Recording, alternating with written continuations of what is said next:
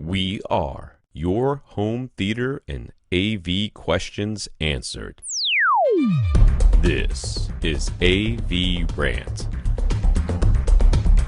Want your home theater or AV question answered by Tom and Rob? Send it to question@avrant.com. Welcome to another edition of AV Rant. My name is Rob H, and unfortunately, Tom is away this week unexpectedly, so got a little surprise for you. On YouTube, we're going to be transitioning to bring in a special first-time guest co-host. So this week, I'm here with...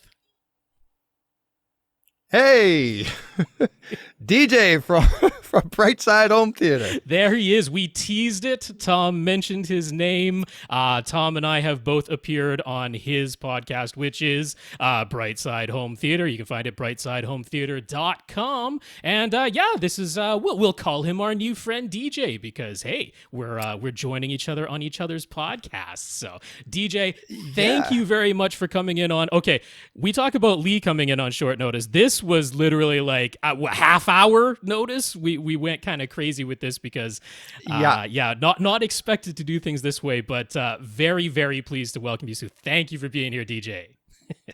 Hey, thanks for asking. I didn't want to step on Lee's toes. That's the first thing I said to you. I was like, whoa. I was actually in the middle of a meeting. I haven't moved from here. This is my posh podcast studio, which started off as comic books, so that's why you see everything around me. But I went right from a mass hockey meeting right into this, and you actually got to listen to the end of the meeting. That's right. So, lot to dig into tonight, and I gotta say, I'm a little nervous. Oh, that's okay. We have thrown you more than into the deep end. See, the good thing about this is that we just threw this at you so quick, you don't even have time to get worried about it. So I do hope you have a very comfortable chair, though, because you're going to be sitting there for like 5 hours straight by the time you get to the end of this thing. Oh yeah, I got my Captain America gaming chair. I'm good. Lumbar support. Let's go. So Go ahead. Yeah, to start off, this is AV Rant. It's your home theater and AV questions answered. That's what we do here is answer home theater and AV related questions. So to get your question onto the show and answered, all you have to do is ask us. You ask by sending your question to question@avrant.com. That is our email address, question@avrant.com. That's the best way to get your question onto the show. But you can find us in other ways. We're on Facebook at facebook.com/AVRant podcast. There's our website, of course, which surprisingly is avrant.com. Never would have guessed that. You can leave a comment there. And you can find us on YouTube as well, youtube.com/AVRant, where you can get a look at DJ in the flesh. You can see what this man looks like because he hasn't done videos for Brightside Home Theater Podcast. So no, I haven't. Nope. You could catch a picture of me on my website. Right. Other than that, I didn't even have a chance to put on my merch. I have Brightside Home Theater shirts. Man, go to tpublic.com. That's too bad. Oh, I'm sorry we didn't give you time for that. But check it out at his website, brightsidehometheater.com. We've given it many mentions now, so that's where you can go. There are ways to contact us individually as well. Tom is tom@avrant.com for email. I'm rob@avrant.com for email. And we're all of us on Twitter. Tom is @avrant_Tom, and I am @FirstReflect. And hey, DJ, you're on Twitter too. How can people find you? Yep, I'm at BrightsideHT on Twitter, and my email is brightsidehometheater@gmail.com. Cool. Well, we must start by thanking our listeners of the week, people who support the podcast in some way. One way is financially. You can do that by coming to our website, avrant.com, where over on the right-hand side, it says support AVRant. There's a picture of a cup of coffee, and if you click on that, it takes you to PayPal, where you can use your PayPal account or just a credit card if you don't want to sign up for a PayPal account. Now, I don't know if there were additional donors since last week, but Jefferson, who we did mention last week, actually should have been mentioned this week because, I cut things off on Sunday night and we found out about his donation on Monday, but it was a large donation, abnormally so. So, hey, Jefferson, I don't mind thanking you again whatsoever because, very generous on his part over at PayPal. And then there are people who support us financially on Patreon, which you can think of as an automatic monthly donation or a voluntary subscription, if you please. It's patreon.com/AVRant podcast to sign up there. And we've ticked up by one from last week to 123 patrons now. So a big thank you to all of our financial donors. Yeah, thank you. And congratulations, guys. 123. You guys keep ticking on up. Yeah, well, we're like hovering. We hit that 125 and it comes back down and goes back up, comes back down. So we got to like get it over the threshold so that our new goal is 130.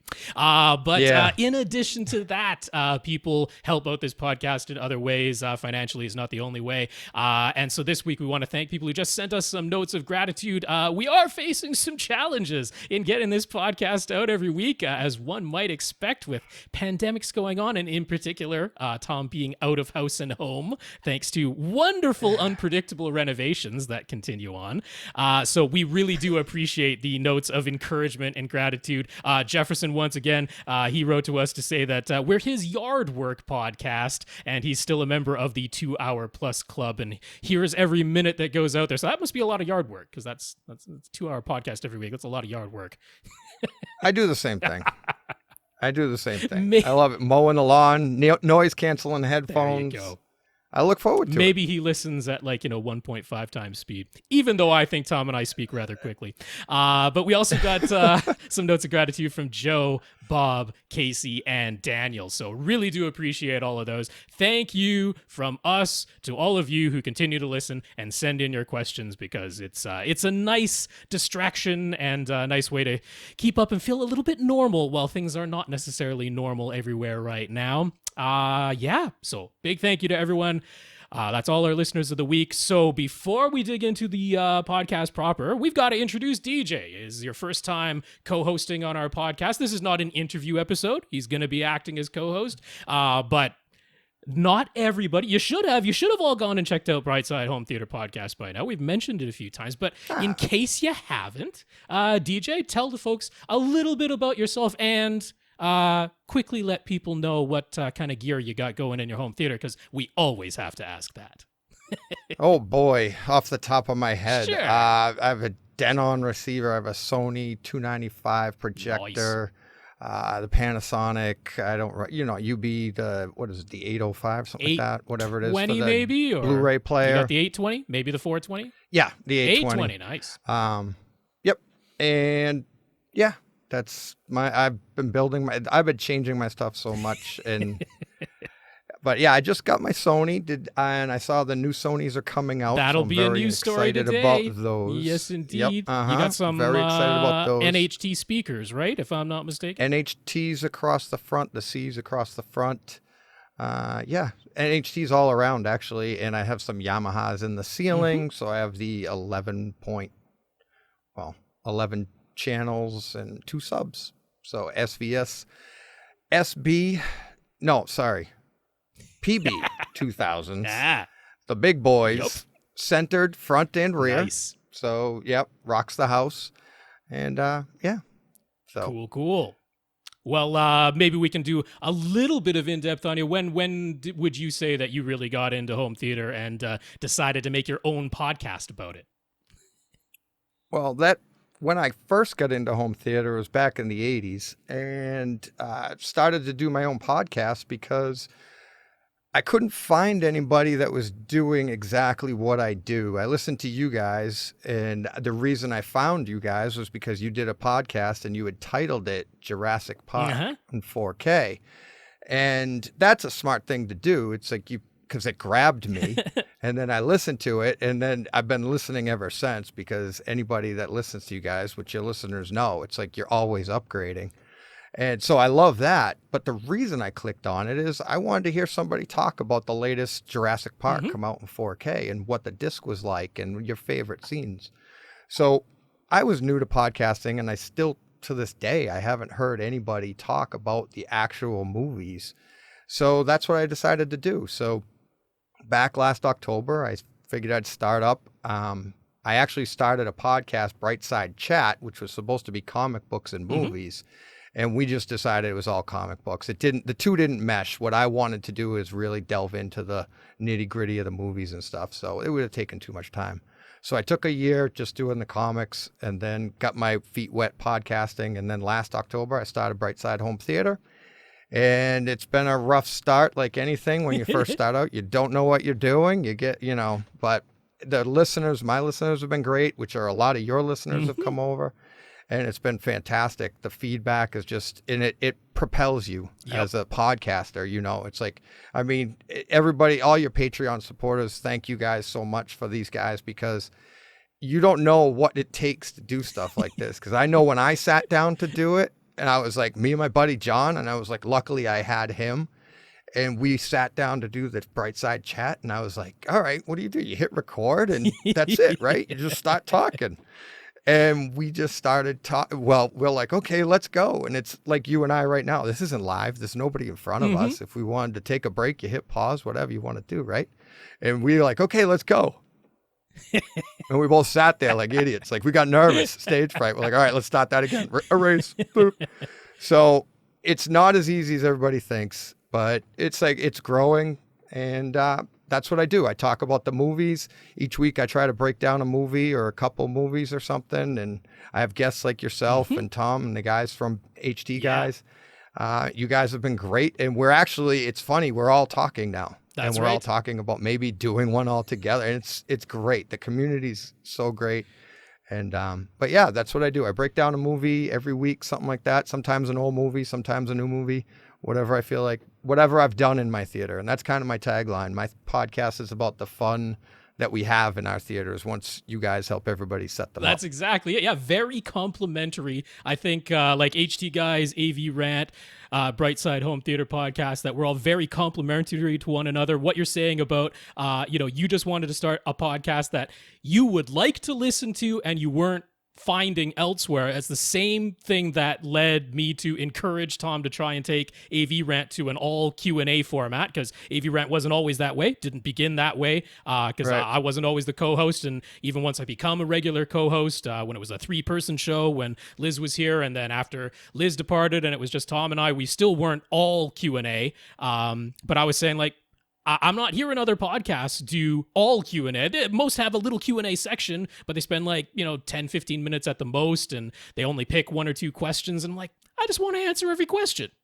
Why can't anybody do that? Yeah. And we weren't ever expecting to get consistently as many questions as we do, but it's turned out that way. It definitely encourages us to keep going. And DJ got to get a look at the topic list that I put together every single week. This is there's a little bit more news and comments than is typical.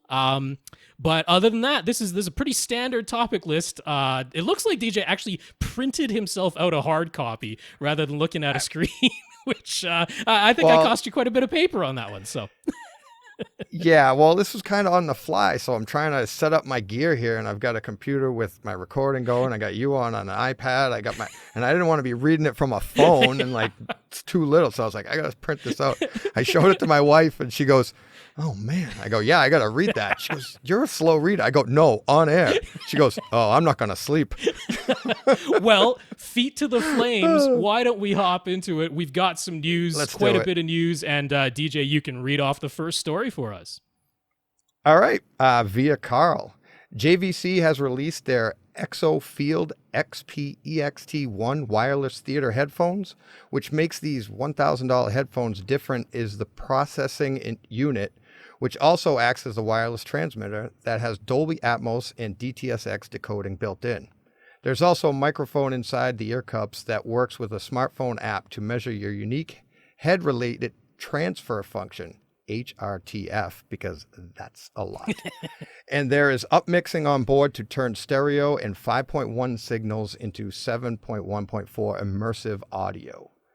There are 3 HDMI inputs and 1 output, but going by the specs in the manual, they appear to be limited to 10.2 gigabits per second. Yeah, gigabits per second, as it is clearly stated that 4K 60 is limited to 8 bits. Yeah, so these are an interesting new immersive headphone Yes. offering. We've seen other headphones that claim surround sound processing or immersive audio processing, but it's typically like their own kind of special sauce, and they're usually still just taking a normal, sometimes surround sound, but typically just a stereo input signal, and then applying whatever processing they are to it to create that sort of immersive audio field. I'm not sure if this is the first that's had it, but it's, it's essentially got its own little AV receiver for all intents and purposes. Yeah. Except that instead of having speaker binding posts, it just sends a wireless signal to the headphones. But it's a full decoder in there. It's Dolby Digital, Dolby Digital Plus, Dolby True HD, DTS HD, Master Audio, regular DTS, and then the DTS X and Dolby Atmos codecs that it decodes and then goes through processing, obviously, to turn it into a 2-channel signal that gets sent to the headphones. So yeah, an interesting solution there. $1,000 is certainly not cheap, but it's not absolutely outlandish. I didn't see any mention of being able to send the signal to more than one pair of these headphones, though. Now, I only took a very cursory look at it, so hopefully you could send it to at least 2 pairs of headphones, but just a very cursory glance, I didn't see that mentioned. You would have to imagine it would be, because, this seems to be marketed towards like the condo owner, Exactly. the apartment owner, Yeah. right? And I mean, so you've got a base unit, Mm-hmm. and it's because you're talking 3 HDMI, but there's 4 HDMI ports. You've got all this going on. To set all that up and have it only on one headset, I'm sorry, everybody. That's right. This is awesome, though. That's not cool. Yeah, and I'm a little bit disappointed to see certainly what appears by going from the specs I could find in the manual where it says that if you're doing a 4K 60 signal, it's limited to 8-bit. I'm like, well, that's what you get when it's a 10.2 gigabit per second HDMI input, not even 18 gigabits per second, let alone HDMI 2.1. It's definitely not HDMI 2.1. So can't really say this is the solution for your PlayStation 5 or Xbox Series X coming up, because it's not going to pass through 4K 120. That's for darn sure. And it doesn't even look like it'll pass through 4K 60 with HDR. So even for like an Xbox One X, wouldn't really be the solution there. So it's kind of a movie solution only. But do you have to? Do you have to pass it through? Because if you're putting it from your TV into this is geared to what else would you be sending it to? Well, I mean, you know what I mean? Yeah, I mean, it's a little bit. If you're paying $1,000 for headphones, this is your system. So where else are you sending That's it? true. I didn't actually see if the HDMI output of this device is an ARC port or not, because it would need to be but it would have to be an eARC port. And given that all of them are 10.2 gigabits, I'm betting it doesn't support eARC. So, yeah, there's some kind of a little bit not right up to the latest standards, and a little bit strange to bring it out now with those limitations. But anyway, interesting to see those headphones. We'll move on from there, though, because I don't want to keep DJ up until 1 this morning. So he's over on the East Coast. It's fine for me. I'm on the West Coast. It's early for him. He's already been on the computer for hours, and I'm keeping him up late. But Emotiva finally delivered Dirac Live for their pre-pros. That's their RMC1, RMC1L, and XMC2. We've been waiting for this for ages. But it's basically as close to Dirac Live as Emotiva owners are going to get, because the implementation is a little bit different than you might have expected. You do get a calibrated measurement microphone that was already included with them, although you had nothing you could really use it for. And then you connect that to your laptop in order to run the Dirac software. That's typical of how Dirac works on all other AV receivers and pre-pros that have Dirac. But instead of connecting your laptop directly to the Emotiva Pre-Pro via your network, which is how the other ones do it, instead, they're providing a Dirac interface kit, which basically amounts to a couple of Ethernet cables, a small Ethernet switch, and a Raspberry Pi. So if you're like, okay, that's a little different. The Raspberry Pi is there because it's been pre-programmed to translate the Dirac filters that are calculated and generated on your laptop. And then it translates those into settings and EQ for the filters that are built into the Emotiva Pre-Pros, because apparently Dirac and Emotiva were not able to figure out a way to store and apply the Dirac filters directly. So how close the EQ and filters that were already built into the Emotiva that you could manipulate manually or program via Room EQ Wizard, how close those come to the same capabilities as standard Dirac filters, I'm not entirely sure, but there's some kind of translation between the Dirac filters and the Emotiva filters that is necessary. They've including this little pre-programmed Raspberry Pi to do that translation. I can't say I'm super impressed after especially how long people have been waiting for this. Yeah, there's a lot there. That's for people that like to like really delve into this. Sure. I love my Denon. I have the Audyssey EQ and everything, and I use that. Uh-huh. And that's as deep as I like to go. It's like, this is like, oh, I got to get a Raspberry Pi going, and you got all that. That wasn't there's a lot expected, the whole Raspberry Pi translation thing. On top of that, people are still having some HDMI switching issues and like a loud pop, crackle, sizzle thing sometimes when they switch a source. There isn't a full muting circuit that's working properly. Like there's issues remaining with some of these Emotiva Pre-Pros. Now, I will say the XMC2 is the least expensive 16-channel processor that is out there. It's $3,000. So that's $1,000 less than the mono-price HTP-1. But I am going to continue pointing people to Monoprice's HTP-1 if you want 16-channel processing. You know, that's a 9.2 or 9.1.6 you could go up to configuration. Now, with the Monoprice HTP-1, you do not get a calibrated microphone included, so that's a slight additional cost there, but that's like $100. So anyway, glad that Emotiva owners who've been waiting for this finally get the Dirac room correction that they were promised, but it's in this little bit roundabout setup, and kind of say take your chances if you're planning to buy new. Not sure it's what they wanted, but all right. JVC has released details about its firmware update for the lineup for their lineup of 4K projectors. I was excited for this too. Their frame adapt dynamic tone mapping will gain a new batch of settings called Theater Optimizer. You can enter your screen size and your screen gain, and those will now be taken into account when tone mapping HDR images. Also, the projectors will account for how many hours are on the lamp and the zoom setting you are using for the lens. More granular manual control is also being added. And it should do a better job of detecting the incoming signal type and automatically switching to the correct color profile. Yeah. That's a nice setup. Yeah. I like It's that. Pretty cool. Yeah. So last year, the JVC's got the firmware update that added dynamic tone mapping on a frame-by-frame basis. It says, not going to bother with the metadata in the source content. It might be all zeroed out or it might be incorrect. So they're just going to analyze it in real time, frame by frame, and adjust the tone mapping on the fly to retain as much detail as possible and keep the average picture level as steady as possible. Now it's just a sort of refinement of that, taking into account how many hours you got on your lamp, what zoom setting you're using, because of course if your projector is pulled farther back, then it's going to be a little bit dimmer versus if your projector is pushed right forward with the wide angle. So all of that now being taken into account, added to the algorithm to try and give you the brightest specular highlights in HDR whenever possible, but without losing any shadow detail, and doing that all on a frame-by-frame basis. So that is JVC's update for 2020. No new models in JVC's 4K projector lineup coming out, but we do have some new projectors to talk about. There's a couple of ultra short throw models that got announced. We have IFA going on in Berlin right now. It's sort of a half and half, like there are some in-person demos going on in Berlin over in Germany, but a lot of it is online as well, so they're kind of doing a half and half thing instead of one or the other. But Optoma announced their CinemaX P2, which is their follow-up to last year's P1, and that was probably the best all-around choice for an ultra short throw projector last year, except for gamers.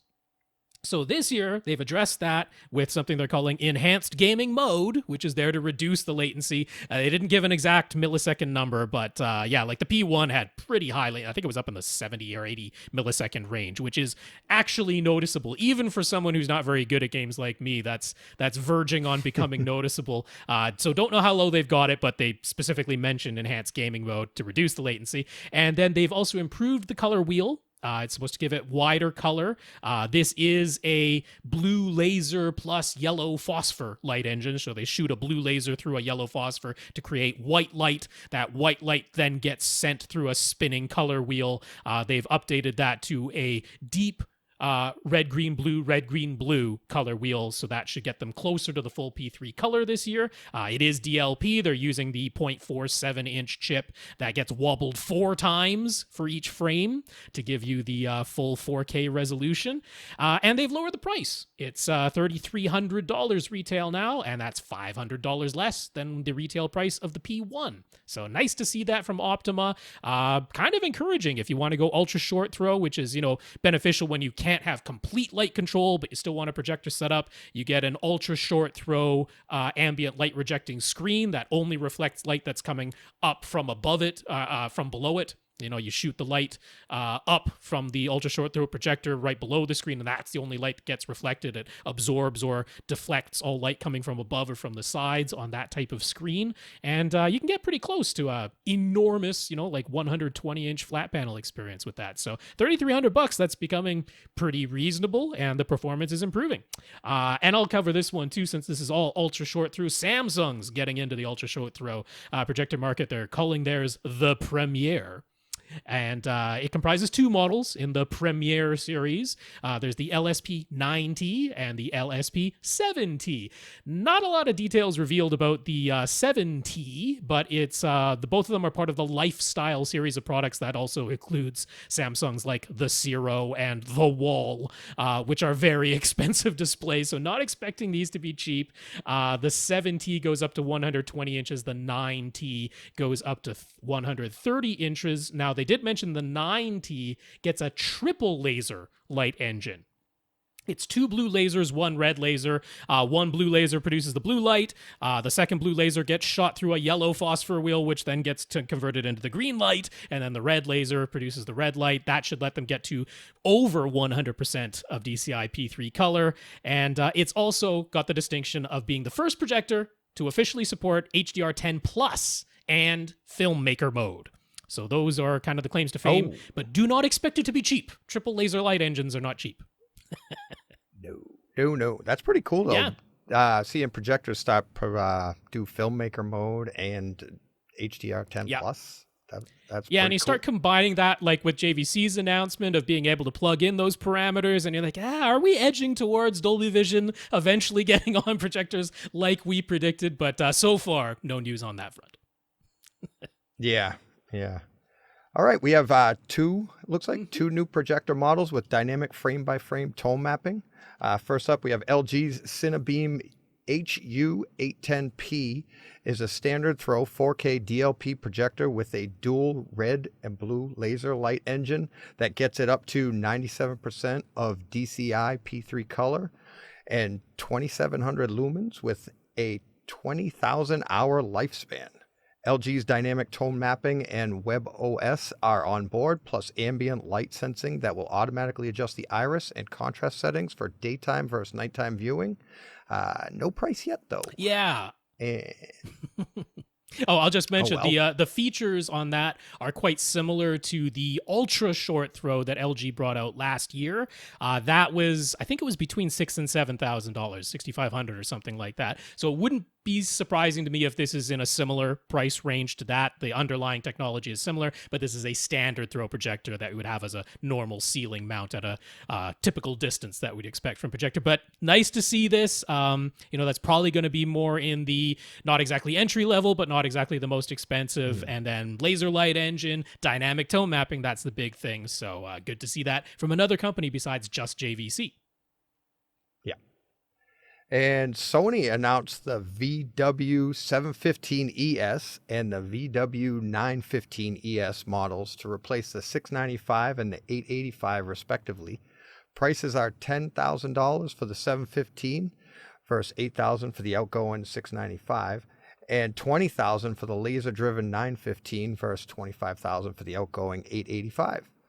They've added dynamic HDR enhancer for frame-by-frame tone mapping. HDMI ports remain 2.0B, so no 4K 120 support. They also announced a new GTZ 380 flagship with 10,000 lumens and a triple laser light engine, but it's 80,000 euro. And there was no replacement for the 5,000 entry-level 4K model, the VW295ES. That's mine. Mm-hmm. So dynamic tone mapping on a Sony projector is pricey for now. The 715 and the 915 are available today. Yeah. And I was very excited for this. I can't afford a $10,000 projector, but I like that Sony's getting it. That's what I was excited about. I was able to get in at the 5,000 for the 295, and I even had to wait for that to come down. Yeah. I think I grabbed it for like $4,500, something like that on Amazon. They had dropped it a little bit, but yeah, that's cool. I like to see that Sony's starting to do the tone mapping that JVC did. That's kind of what you've always said separated the two of them. And, you know, I know the JVC was a little more, and that's why I went. I'm partial to Sony anyways. My wife's grandfather worked for Sony and stuff. So, but yeah, I'm very excited for that. Yeah. It's fun to see the future getting brighter. Yep. For projectors. Oh yeah, no, this is pretty all cool. good news. I mean, kind of ironic that, you know, Sony announces new projectors and they can't slap their ready for PS5 sticker on it because these don't do 4K 120, but that's about the only thing you might call missing on these, besides a very affordable price tag. $10,000 is the starting point for Sony dynamic tone mapping on their projectors, is still pretty darn pricey. I'm hoping that, eventually there'll be some kind of update for the VW295. It's not as though that model is going to stick around literally forever. So hopefully when there is an update for that, that'll bring dynamic tone mapping to the $5,000 price point. Hoping for that, but no announcement of that just yet. And yeah, that's the projector news out of IFA. So we'll roll into some comments here from our listeners. We'll start with David B. He's an electrical engineer, and he heard me wondering why we haven't started building DC electrical distribution into our houses. So he thought he would shed some light on that. I was talking about how if we're going to start having solar panels on our houses, or maybe even, you know, geothermal power or wind power or something like that, that's produced and generated locally, that wouldn't it make sense to have DC power in our houses so that we're not converting the DC into AC and then converting it back into DC again to actually use in our electronic devices. So anyway, first he says the efficiency wouldn't necessarily go up as much as I seem to think it would, while we wouldn't need to do the AC to DC or DC to AC to DC conversion that I was just mentioning. Different devices still use different DC input voltages, so we would still need DC to DC conversion at the different voltage levels. So there's a little bit of loss going on there. But second, and more importantly, it wouldn't be practical to change entirely to DC power. So for our high power devices, our large appliances, air conditioning, things like that, with the DC power that gets generated, that's typically at much lower voltages. And so if we're going to have those same high power devices, it would necessitate a huge increase in the current to equal the power requirements. And that would in turn require a huge increase in the wiring to keep the resistance low enough that it doesn't literally heat up and burn the house down. So we would pretty much have to retain the AC that we already have and then add a second DC system to it. So obviously there's an initial price increase for installing two electrical systems. And to be honest, I wasn't necessarily thinking of replacing our entire AC system with DC. I was saying that if we're starting to add solar panels, that, you know, why don't we have also a DC system built in? So yeah, there's an upfront cost for that. But he goes on to say, beyond just the initial cost, are we going to keep the AC system and the DC system completely separate from another? For example, if you want to take any excess DC power that you're generating from, say, solar panels on your house and put that back into the municipal power grid to get a reduction on your power bill, well, you have to convert the DC that you're making into AC in order to do that. So you're going to have a DC to AC converter at that point. And then if you want your DC system to have a connection to the municipal power grid in case you deplete your batteries that are supplying the DC to your house, well, then you're going to need an AC to DC converter for that. And so once you add it all together, he says it actually makes sense to just keep the same AC house wiring that we already have. Yes, there are losses from doing the DC to AC conversion, but when you look at what it would take to either convert everything to DC, which isn't really practical, or to make it so that you don't have two completely separate systems and you're out of luck if you run out of batteries, or there's no way to put the DC you're generating back into the municipal power grid. Well, you're going to end up doing those conversions anyway. So thank you for that clarification, David, because that makes a lot of sense. And yeah, I appreciate that. I'm glad it made sense to you. Back and forth. I liked, he could have just said, it's easier just to leave it the way it is. But why? Why is it easy? Why? Yeah, well, hey, you might as well ask the question, why? That's why. He answered. Jeez, that was just the explanation. Imagine actually trying to convert it. That's right. Jeez. All right. I hope this one isn't as complicated. All right. Nelson W. is also an electrical engineer. Oh boy. And he wanted to shed some more light on the topic of using professional amplifiers with consumer pre-outs, either from an AV receiver or a pre-pro. In the specific case of a Crown XLI Pro amps that we were recently discussing, they have a switch on the back to either select +4 dBu sensitivity or -10 dBV sensitivity, as well as both unbalanced RCA inputs and balanced XLR inputs. That makes them suitable for either typical consumer pre-outs or typical professional pre-outs, as long as you use the correct inputs and sensitivity setting. But not all professional amps are so accommodating.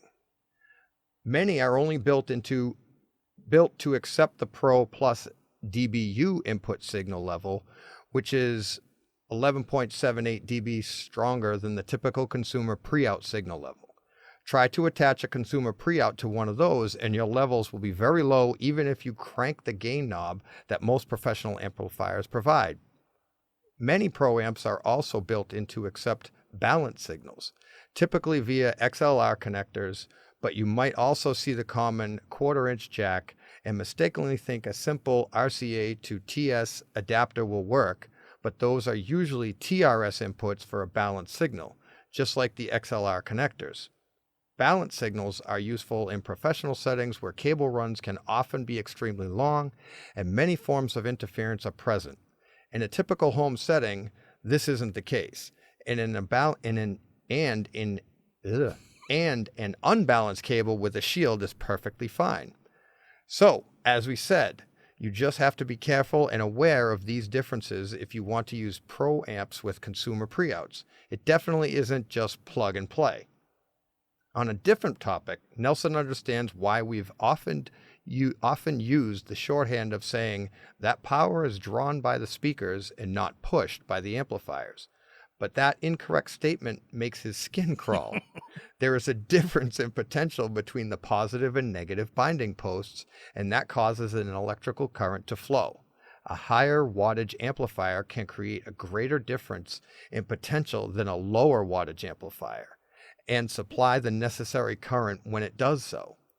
He gets that we are trying to quickly explain that merely connecting a high wattage amplifier to a set of speakers does not suddenly force more power through them, but there also isn't some black hole in the speakers sucking power.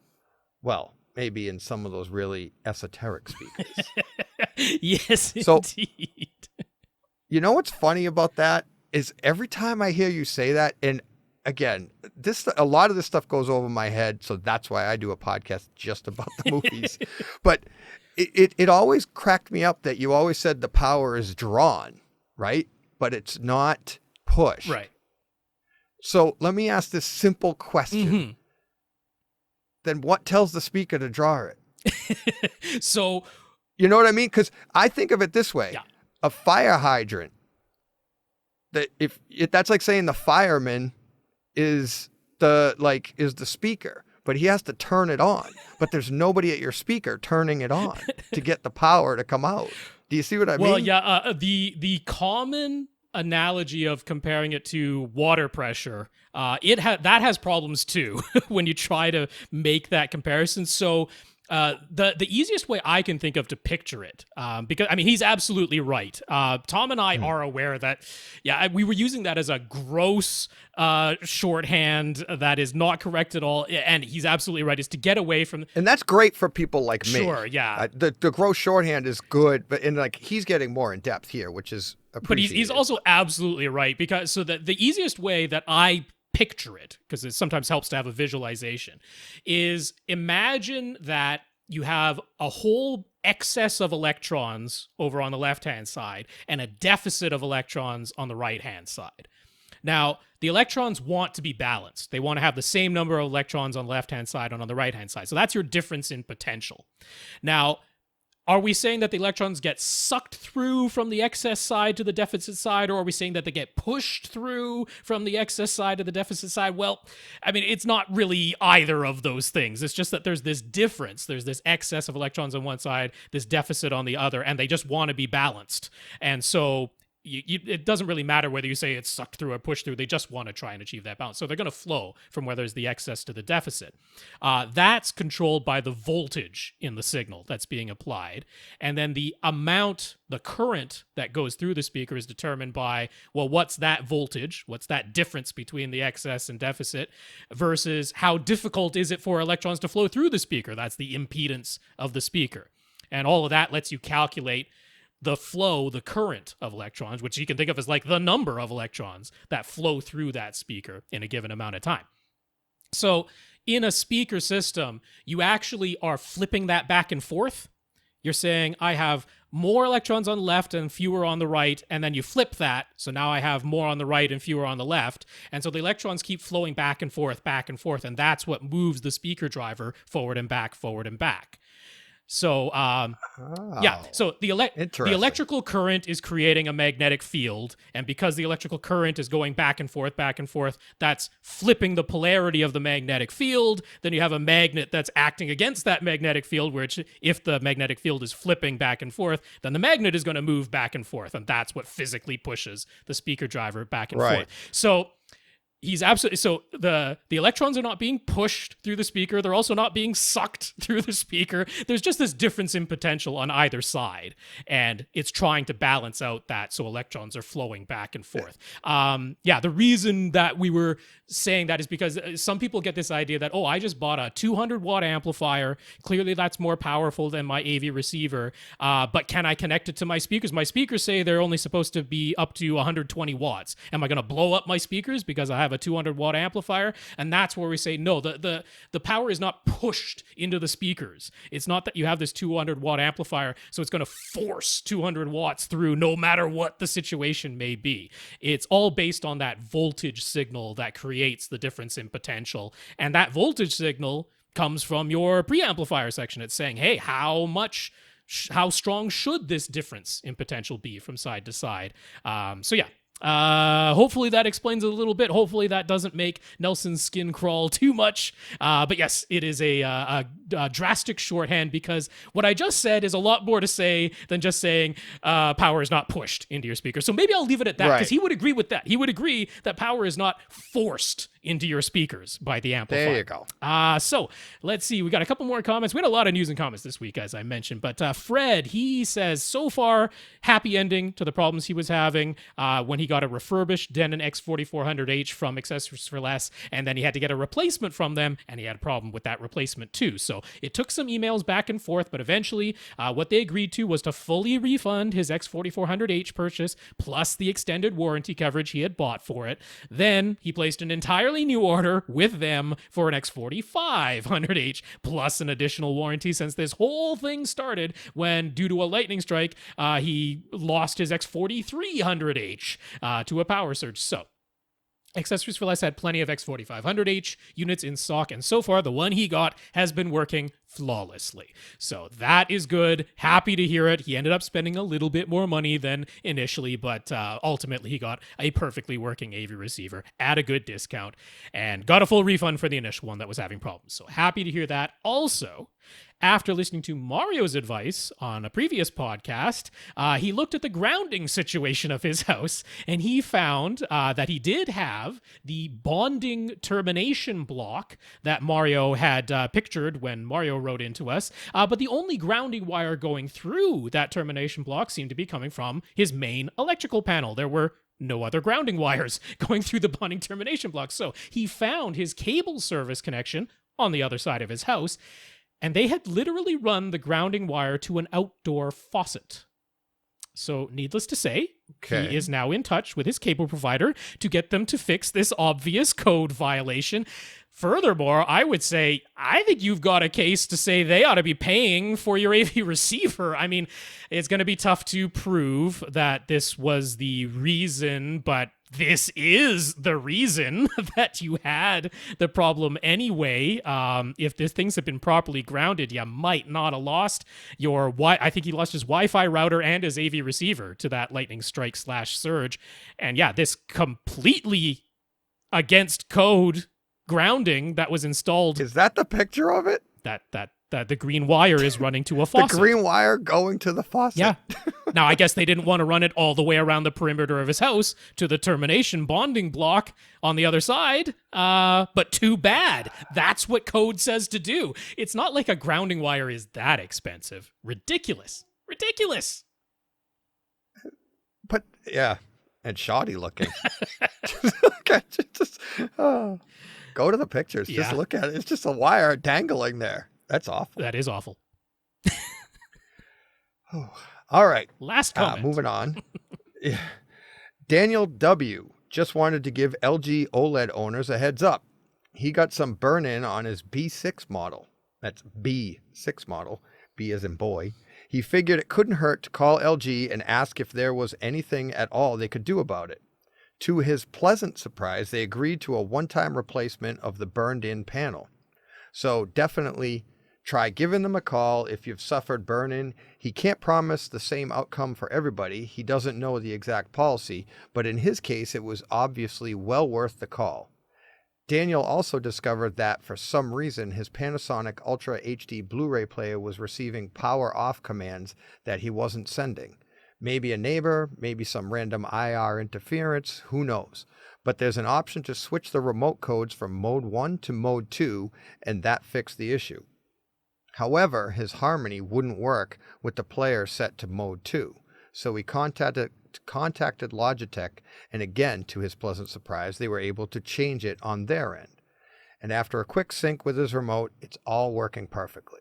So don't be afraid to call or chat online with companies. It can all be well worth the time and effort. Yeah, really nice. Good to hear that, Daniel. Yeah. I had never heard about LG ever replacing a whole panel due to burn-in, because, I mean, they do actually kind of specify in their manual that burn-in is not considered something that they cover under warranty, but it can't hurt to ask. The worst they can tell you is, here's our stated policy. Unfortunately, we can't do anything about it. But in his case, they agreed to replace the panel. They didn't give him an entirely new TV. They didn't send him like a C10 or something, but they actually replaced the panel in his B6 and doesn't have burn-in on that panel. So great outcome. And yeah, that tip about Harmony and Logitech, that's great. So all right. I know Harmony is really good with stuff like that. They're all about customer service. So. Yeah. Well, they always seem to be on the verge of disappearing, and we don't want Harmony remotes to disappear. No. So let's hope that keeps going for as long as possible. All right. So we're finally going to get into questions. This is AVRant. We do answer home theater and AV questions. So question@avrant.com. But yeah, wanted to cover because lots of important news coming out of IFA and cover those comments because important info there too. So let's start with Jefferson G. That's the fellow we mentioned, big donation from last week. And he said that donation was long overdue. So very much appreciated, Jefferson. He is looking for a new projector. His room is 17 and a half feet long. It's 13 feet 4 inches wide and 8 feet high. He's got no windows and he has total light control. He already has a 10-foot wide, that's a 135-inch diagonal, Elite Screens Aeon projection screen that's up front with its Acoustic Pro UHD material. So he's crammed a ton of seats into this space. I've got a diagram showing on YouTube if you want to have a look. There's a love seat that's facing sideways on the left wall. It's close to the screen. His primary seats are also a love seat. They're facing forward and they're 10 and a half feet away from the screen. Right behind his primary seats, he's got a bar table with some bar stools. And then right along the back wall, he's got 5 movie theater seats, the type where the seat bottom can actually flip up. So he was hoping to keep the price of a new projector to under $5,000, but he's willing to increase that budget to about $6,000 if it would be truly worthwhile. He would like all of the latest features. He wants 4K, HDR, he'd still like to have 3D, but he's not a gamer. So 120 hertz frame rate and the absolute lowest latency, those are not big concerns for him. In terms of his throw distance, he would actually prefer to have the projector on his back wall, but anywhere between the back wall and his primary row of seats would be okay, so as long as it's behind his primary row of seats. His sources are an Oppo 203 Ultra HD Blu-ray player and an Amazon Fire TV 4K. He might add another streaming 4K box in the future, but those are the types of sources he's working with. So, what do we think are his best options? $5,000 to $6,000 maximum, 4K, HDR. Do you have any opinions on that, DJ? Yeah, Sony. No, that's what I would think. Sure. But obviously, I'm looking at this for the first time, especially at that price point. I'm sure you have some better options, but that's what I would go with, the 295. It's a little bit bigger than my room. Screen's a little bigger, but the 295 is a pretty good option, and I'm pretty sure you could still get it for about $4,500 on Amazon. Yeah, well, it's certainly within the $5,000. The $5,000 is the retail price on it right now, so he could hit the budget for that. Now, as we discussed in the news, the one thing that you might consider lacking in the 295 at this point is the dynamic tone mapping for HDR. That's the only little quibble that you might have with it. And of course, to get the dynamic tone mapping, you have to go up in price. There is nothing that is at that price or lower to give you the dynamic tone mapping. Now, the least expensive option, since we haven't heard of a new Sony model yet to replace the 295, remains JVC's NX5. The retail price on that is $6,000. You can typically find it for about $5,500, similar sort of discount as the Sony, but since it's starting at $6,000 instead of $5,000, you're over that $5,000 threshold. But the NX5 does offer JVC's dynamic tone mapping. It will be getting this newest firmware update that's due in November to do the whole thing where it's also taking into account your lamp hours and zoom and all of that type of stuff into that algorithm. So, on the lower price, let's say you want to get below, definitely below the $5,000 price mark, I would still be pointing you to Epson. In his case, with a total light control theater, I would probably point him to the Pro Cinema 6050 UB. There is, of course, the consumer version, the 5050 UB, but that has a white case and not quite as much manual control over the iris. So the 6050 UB has those little niceties added to it. It's the black case, the more control over the manual iris. Plus, the 6050 UB comes with a ceiling mount and an additional replacement lamp just in the box, so you don't have those additional costs. With the 6050 UB, retail on that is $4,000. You can usually find it for about $3,700 for the Pro Cinema 6050 UB. Now, what you're giving up there, if you want to think of it that way, it does not have dynamic tone mapping in the Epson, and it's also a native 1080p resolution panel that they are wobbling twice per frame. So you aren't actually getting 8 million pixels on screen with the 6050 UB. It's a wobble K 1080p projector. So my personal leaning, I would want him to take into account basically how important HDR is to him.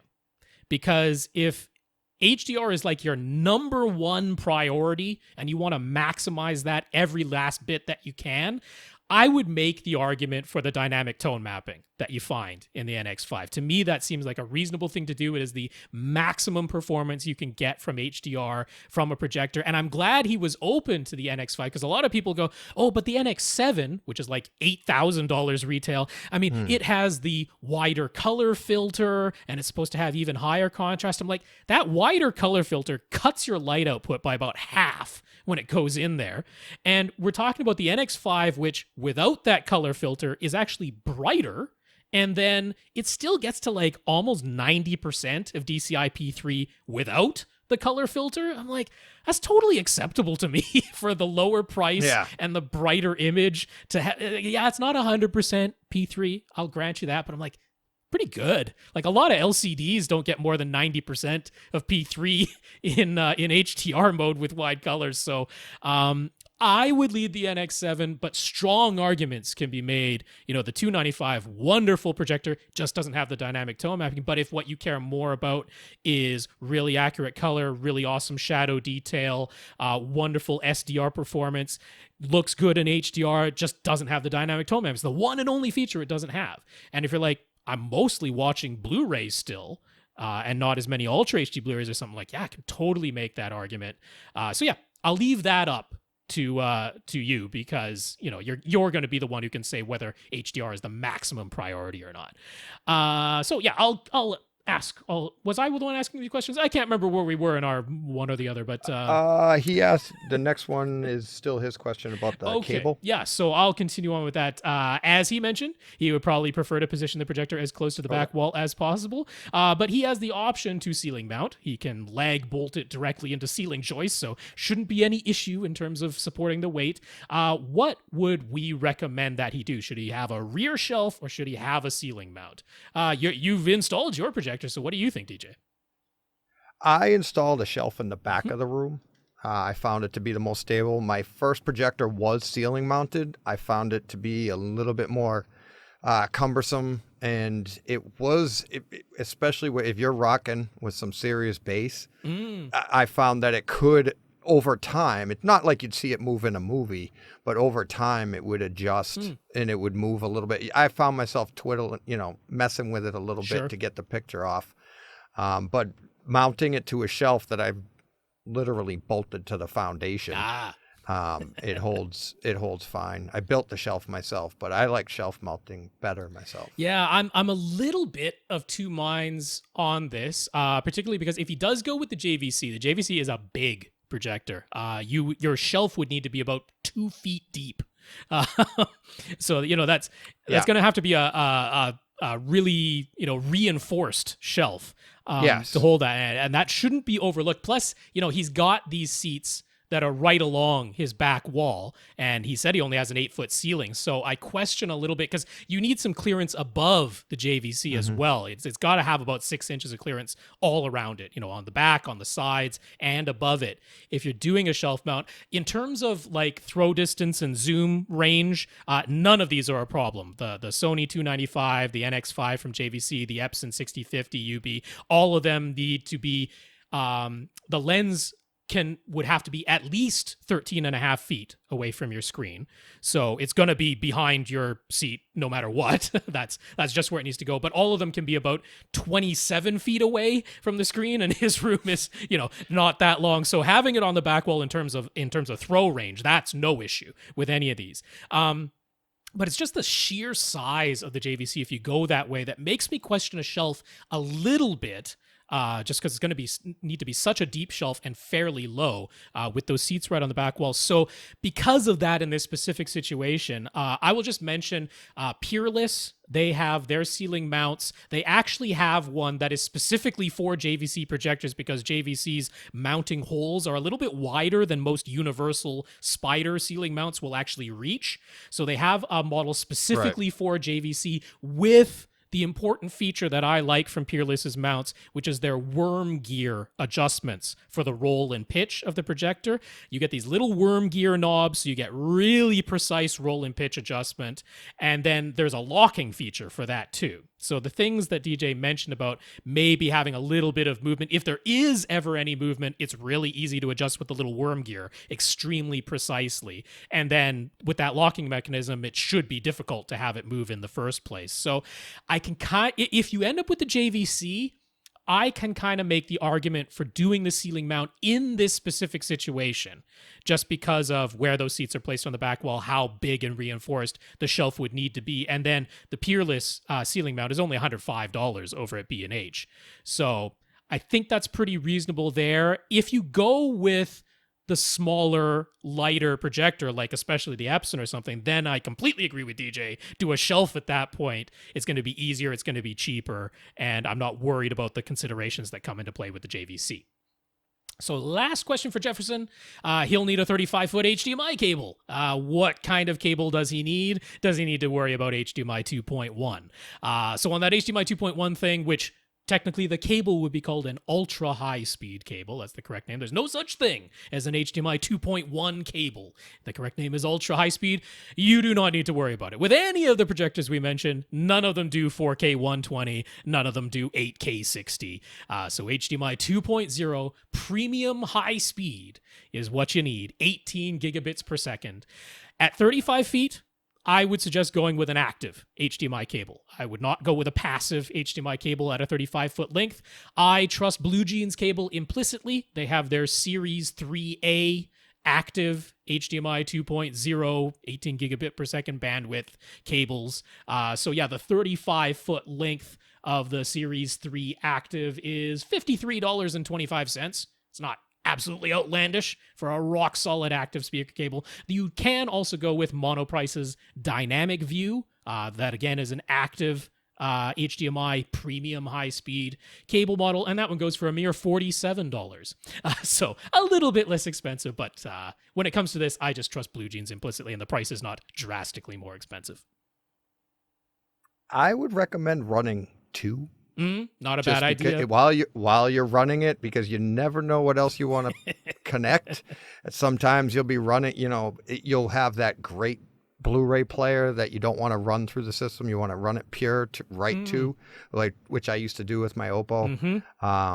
And then after you get the room done, it's always a pain in the butt to try and get back in there and rerun another and for what did you say the price was? $47 or $53, about $100 to get two of them, basically. Yeah, you're running two, and if one fails, the other one's already there. That's good advice. So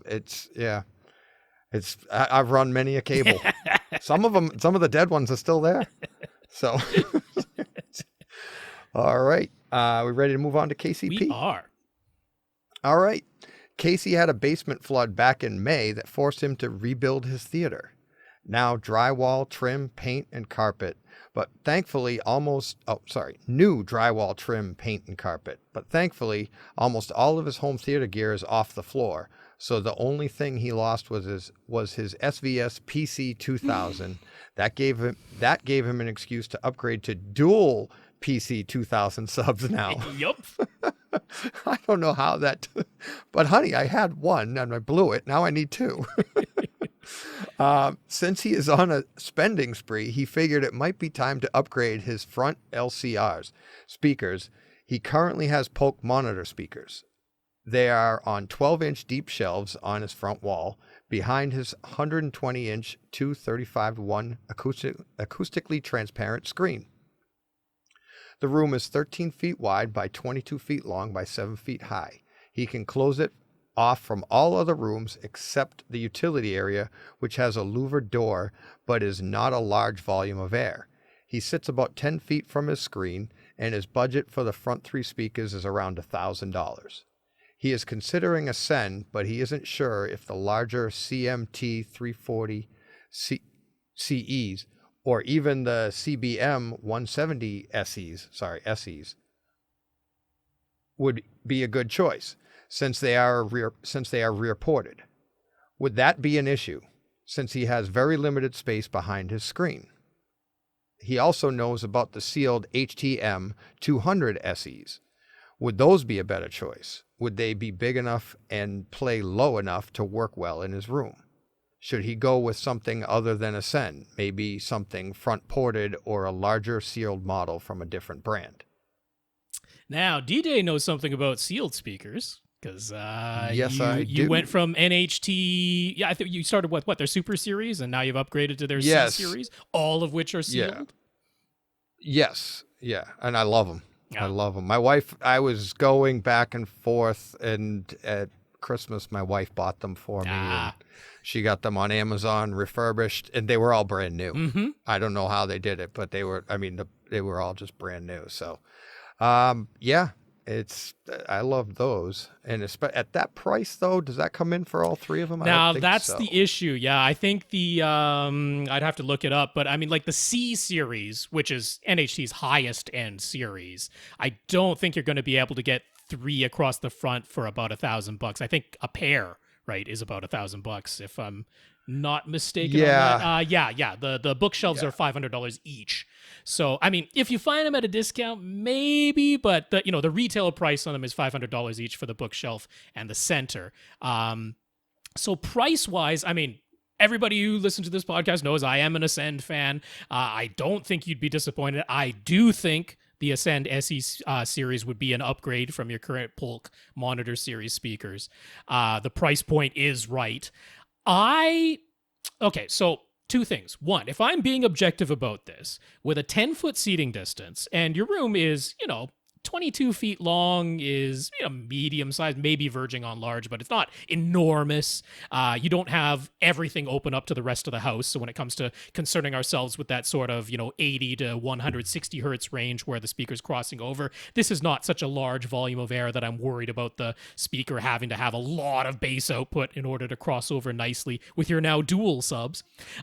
So objectively, the HTM200 SE, even though they look like they're smaller, yeah, and people are like, oh, the smaller speaker can't possibly keep up. Those things can take oodles and oodles of power and play much louder than you might expect them to be able to. It's high quality drivers inside of those HTM200 SEs. They would easily fit in the space that you have. And in every objective sense, they are absolutely fine.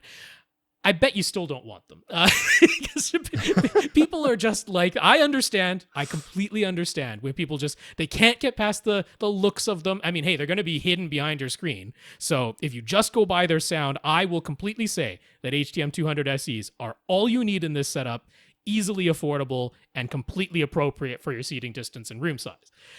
But he asked if the larger models with their rear ports would be any sort of problem.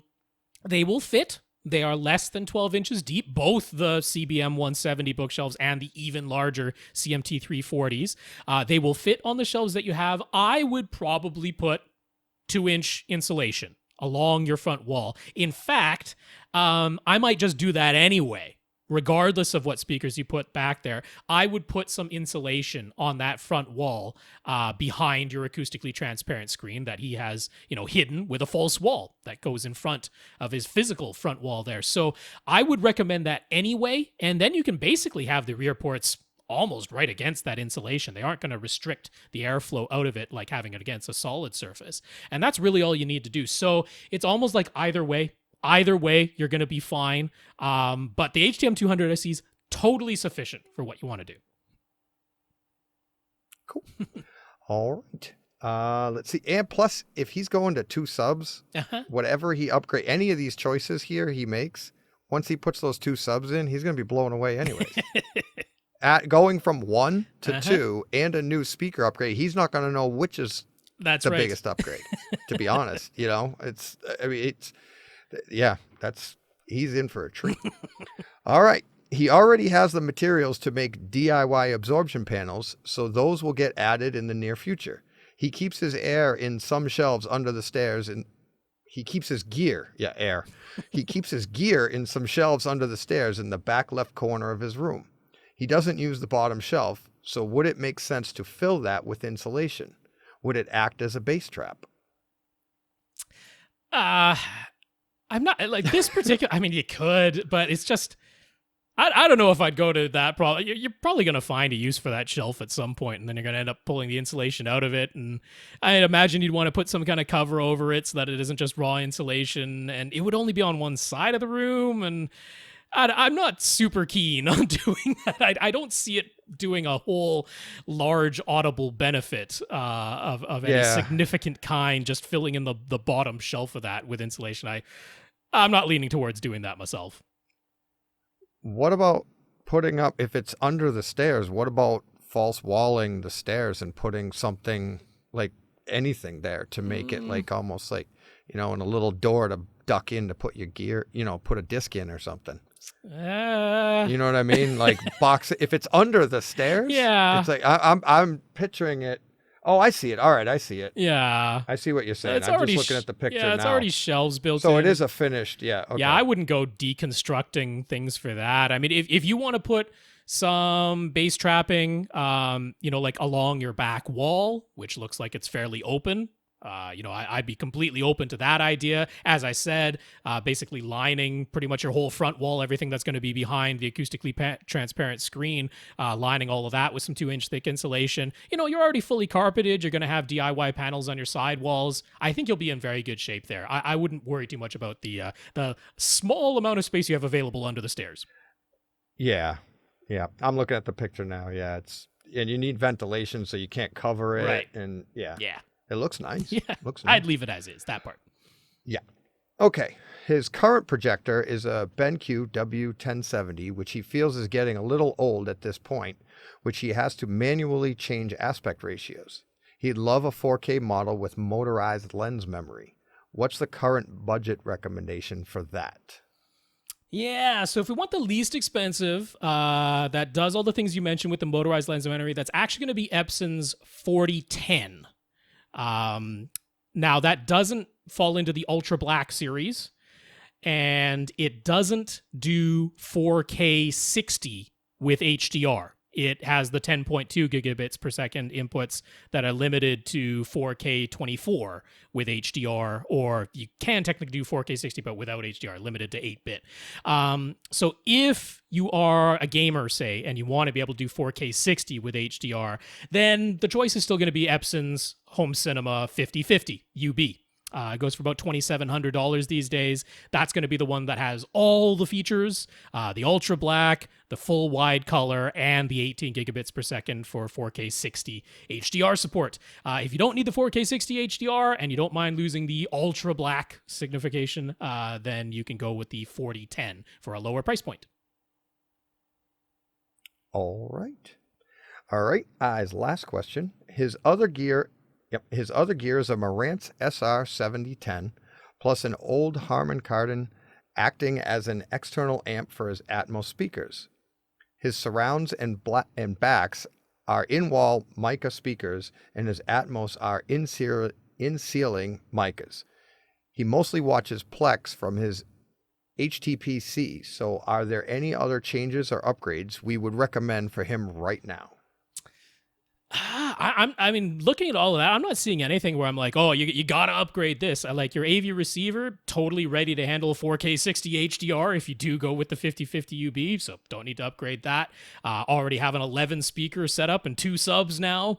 Nothing you need to upgrade there. I mean, you have the option of changing your in-wall and in-ceiling speakers, but it's not something I'd be like, oh, you must. Those are perfectly sufficient for what you have now. If you've already got your source, settled out, then yeah, I'm not really seeing anything in here. The big upgrade is going to be the dual subs that you already got and those new front 3 speakers. I think you're going to be very pleased with that. You combine that with a new 4K HDR projector. I think that's plenty to make you go, oh, this is like a whole new theater, basically. Yeah. And there's not anything else you need to do right this second. No, those 2 subs go back to Lee's episode. Yes, if he's never had 2 subs before, he's in, like I said, he's in for a big treat there. Yep. So, to let DJ know more than any of the listeners, since you're not looking at the topic list, but DJ is, I'm calling an audible here, and we're going to hold off on Ted's. It's not even really a question. Yeah. It's a whole thing that he wrote in, and Tom really wants to respond to it. And it's not it's not a time-sensitive one about a product purchase or something like that. So, Ted, Tom and I are going to address all this stuff to do with external amplification and Ted's recent experience with it and all that. Tom and I will dig into that once Tom is back.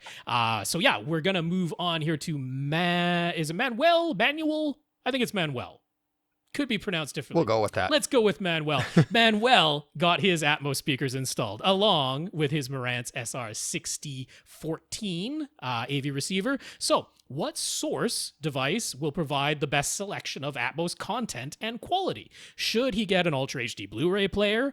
Could he just use his Xbox One that he already has? Or should he get a new streaming box, an Amazon Fire TV, an Apple TV 4K, an NVIDIA Shield? He'd like to keep the price of whatever he buys to below $300. Any feelings on this? You got a $295. You're doing 4K and HDR. What do you think provides some good HDR and Atmos content sources?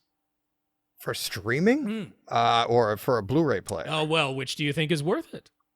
He's open. I think I love my Apple TV 4K for streaming, but for for Blu-ray, I love the Panasonic. It also, what's he running for, a projector or a screen? You know Does what? it say? I 'Cause can't remember. Yeah, my Panasonic is the guy that installed my projector.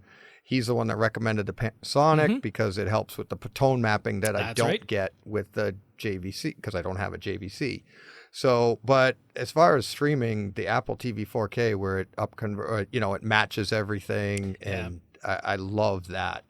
And that's off of your advice, Rob. It is, That's where I got that from. Plus, it's simple to use. Right. It's the best streaming service, I think. That's where I would be pointing him as well. I mean, worrying about Atmos, that's going to depend on what services you're subscribed to in the streaming world. I mean, Netflix, of course. Disney Plus is a really good one. They have a lot of content in Atmos on Disney Plus, although whether you want to watch Disney content is going to be the question there. Vudu does have a lot of Atmos content, but also in terms of the storefronts where you could actually purchase or rent on a per use basis, iTunes, Apple Movies and Apple TV, they do still tend to have the largest selection, except for Marvel movies, although you can get those on Disney Plus now. So it kind of works out if you get Disney Plus and everything that isn't Disney over on iTunes in terms of getting a lot of Atmos content. I do still lean towards the Apple TV 4K as the device to play back all of those services because, first of all, it does support Atmos output from all of those services, and not every streaming box does. The Amazon Fire TV has a few little hiccups with one or two services because they're still fighting it out, and NVIDIA Shield is pretty darn close. But there's the other factor, which is the video side, which is that if you want to have automatic frame rate matching, the Apple TV 4K just seems to do that on everybody's service, automatically, and you're not having to manually switch frame rates if you're worried about such things, which still tends to be the case on the NVIDIA Shield. So in terms of the whole package, ease of use, automatic frame rate switching, automatic switching to HDR and wide color, having the capability to output Atmos from pretty much any service that offers it, Apple TV 4K remains my go-to choice for those streaming services.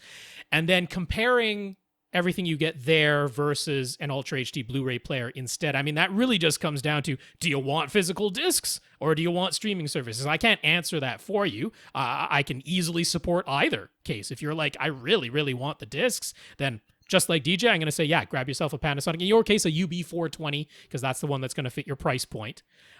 Doesn't do Dolby Vision from the UB420, but, in every other way, still an excellent, excellent Ultra HD Blu-ray player. So one of those two is going to be my recommendation. Either a Panasonic UB420 if you want the discs, and if you prefer streaming, I'd say an Apple TV 4K. With the Xbox One that you already have, Atmos actually gets a little bit confusing. If you turn Atmos on, then your AV receiver will always say that it's doing Atmos even when you're not. It doesn't do the frame rate matching and all that type of stuff. So, you know what? If you've got the money to spend, I think the Apple TV 4K is the nicer way to go. Absolutely. I prefer physical discs myself. Sure. Over streaming. I do a lot of comparisons, and it's I don't want to say night and day, because streaming is getting really good. Yeah. They're getting better at it, but it's still not close to a physical disc. A physical disc is the absolute, purity. But it's Apple TV 4K is very, very good. Cool. So, all right, let's go to Nick B. Nick recently got a TCL 8 series TV. So when he asked about a receiver upgrade, we told him that unless he plans to replace the new TV he just got very soon, he might as well get a little bit older receiver model since he won't need the HDMI 2.1. He does plan to get a PS5 next year, and we said his 8 series would top out at 4K 60. We also mentioned that TCL said they have plans to add variable refresh rate and eARC via firmware update, but there's no way to add 4K 120. But then he got to thinking, will there be a way to set up the PS5 to output 1080p 120 or 1440p 120 instead of 4K 120? And if it can output 120 frames per second, but at a lower resolution, will his TCL 8 series be able to display that? Furthermore, could VRR work all the way up to 120 frames per second at this lower resolution? And finally, would 1080p 120 with VRR require a newer receiver, or could a 2019 model still pass that through just fine? Whew, a lot of initials. Yeah. So, I mean, the honest answer is it's unknown whether the TCL 8 series is going to be able to support all that when the promised firmware update does arrive. They said they'd be adding VRR, but we don't know if that's variable refresh rate that tops out at 60 frames per second or 120 frames per second at a lower resolution. It's unknown, so I can't guarantee either way. But let's make the assumption that you are able to do 120 frames per second with variable refresh rate, but just at a lower resolution. We know for certain you're not going to get 4K 120, but maybe 1080p 120 or maybe 1440p 120, like the Vizios that have a similar bandwidth on their HDMI inputs from 2019. They could do that, but they had one specific HDMI input on the Vizios that was set up to do that, the lower resolution with the 120 hertz. So a lot unknown there. I wouldn't necessarily bank on it because it does seem to be that it might need to be in the chip itself to support that, that a firmware update might not be able to add that. But if it does, could a 2019 model AV receiver pass that through? That is a little bit hit and miss, particularly the variable refresh rate part of it. Getting through 1080p at 120 frames per second or 1440p at 120 frames per second, that doesn't seem to be an issue with the 2019 Denon or Marantzes, but whether it can do that with variable refresh rate seems a little bit questionable. So here's sort of the bottom line. When you get a PS5, whenever that might be, and if this firmware update has happened to your TCL, where they've added variable refresh rate in whatever form that might be, I would probably recommend that you plug that PS5 directly into the television and then rely on eARC to send full lossless audio from the PS5 through the TV back to your AV receiver. Because a 2019 AV receiver is going to support eARC. The firmware update for the TCL, they said that eARC will be coming along with the variable refresh rate support. So we know eARC is going to be in place. That's your safest bet. You are in none of these scenarios are you going to need an HDMI 2.1 receiver to pass the signal through. That still doesn't occur in any of these scenarios. So you're going to be able to try it. You're going to be able to find out whether 120 hertz with variable refresh rate works at all on your TCL 8 series. You're going to be able to see if your 2019 AV receiver can pass all of that through. But if it doesn't, you still have the fallback plan of plugging the PlayStation 5 directly into the TV and relying on eARC. And HDMI 2.1 is not necessary ever. So we end up at the same recommendation. Still get a 2019 AV receiver if you've got a TCL 8 series TV. Alrighty. That's a long way around to get there. Yeah, but we want to be complete with the explanation. Exactly. That is very complete. The how and why, Yep. Is it my turn to read this? I can't remember. I've lost track. I believe so, yes. Okay. Dazz.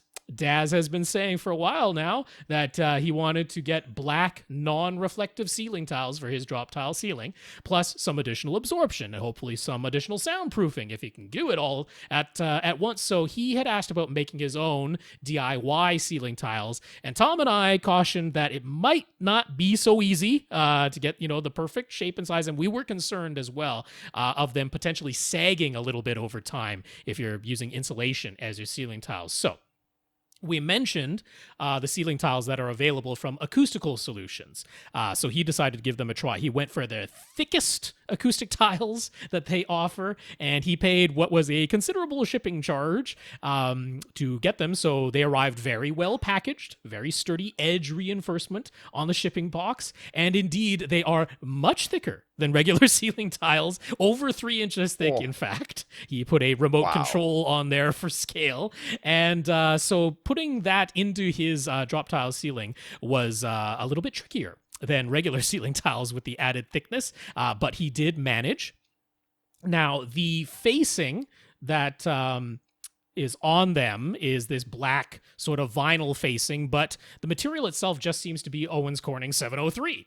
The semi-rigid insulation that we often use for DIY acoustic panels in sort of the 3.5-inch thickness, and then the black vinyl facing on the front of it adds a little bit of rigidity to it.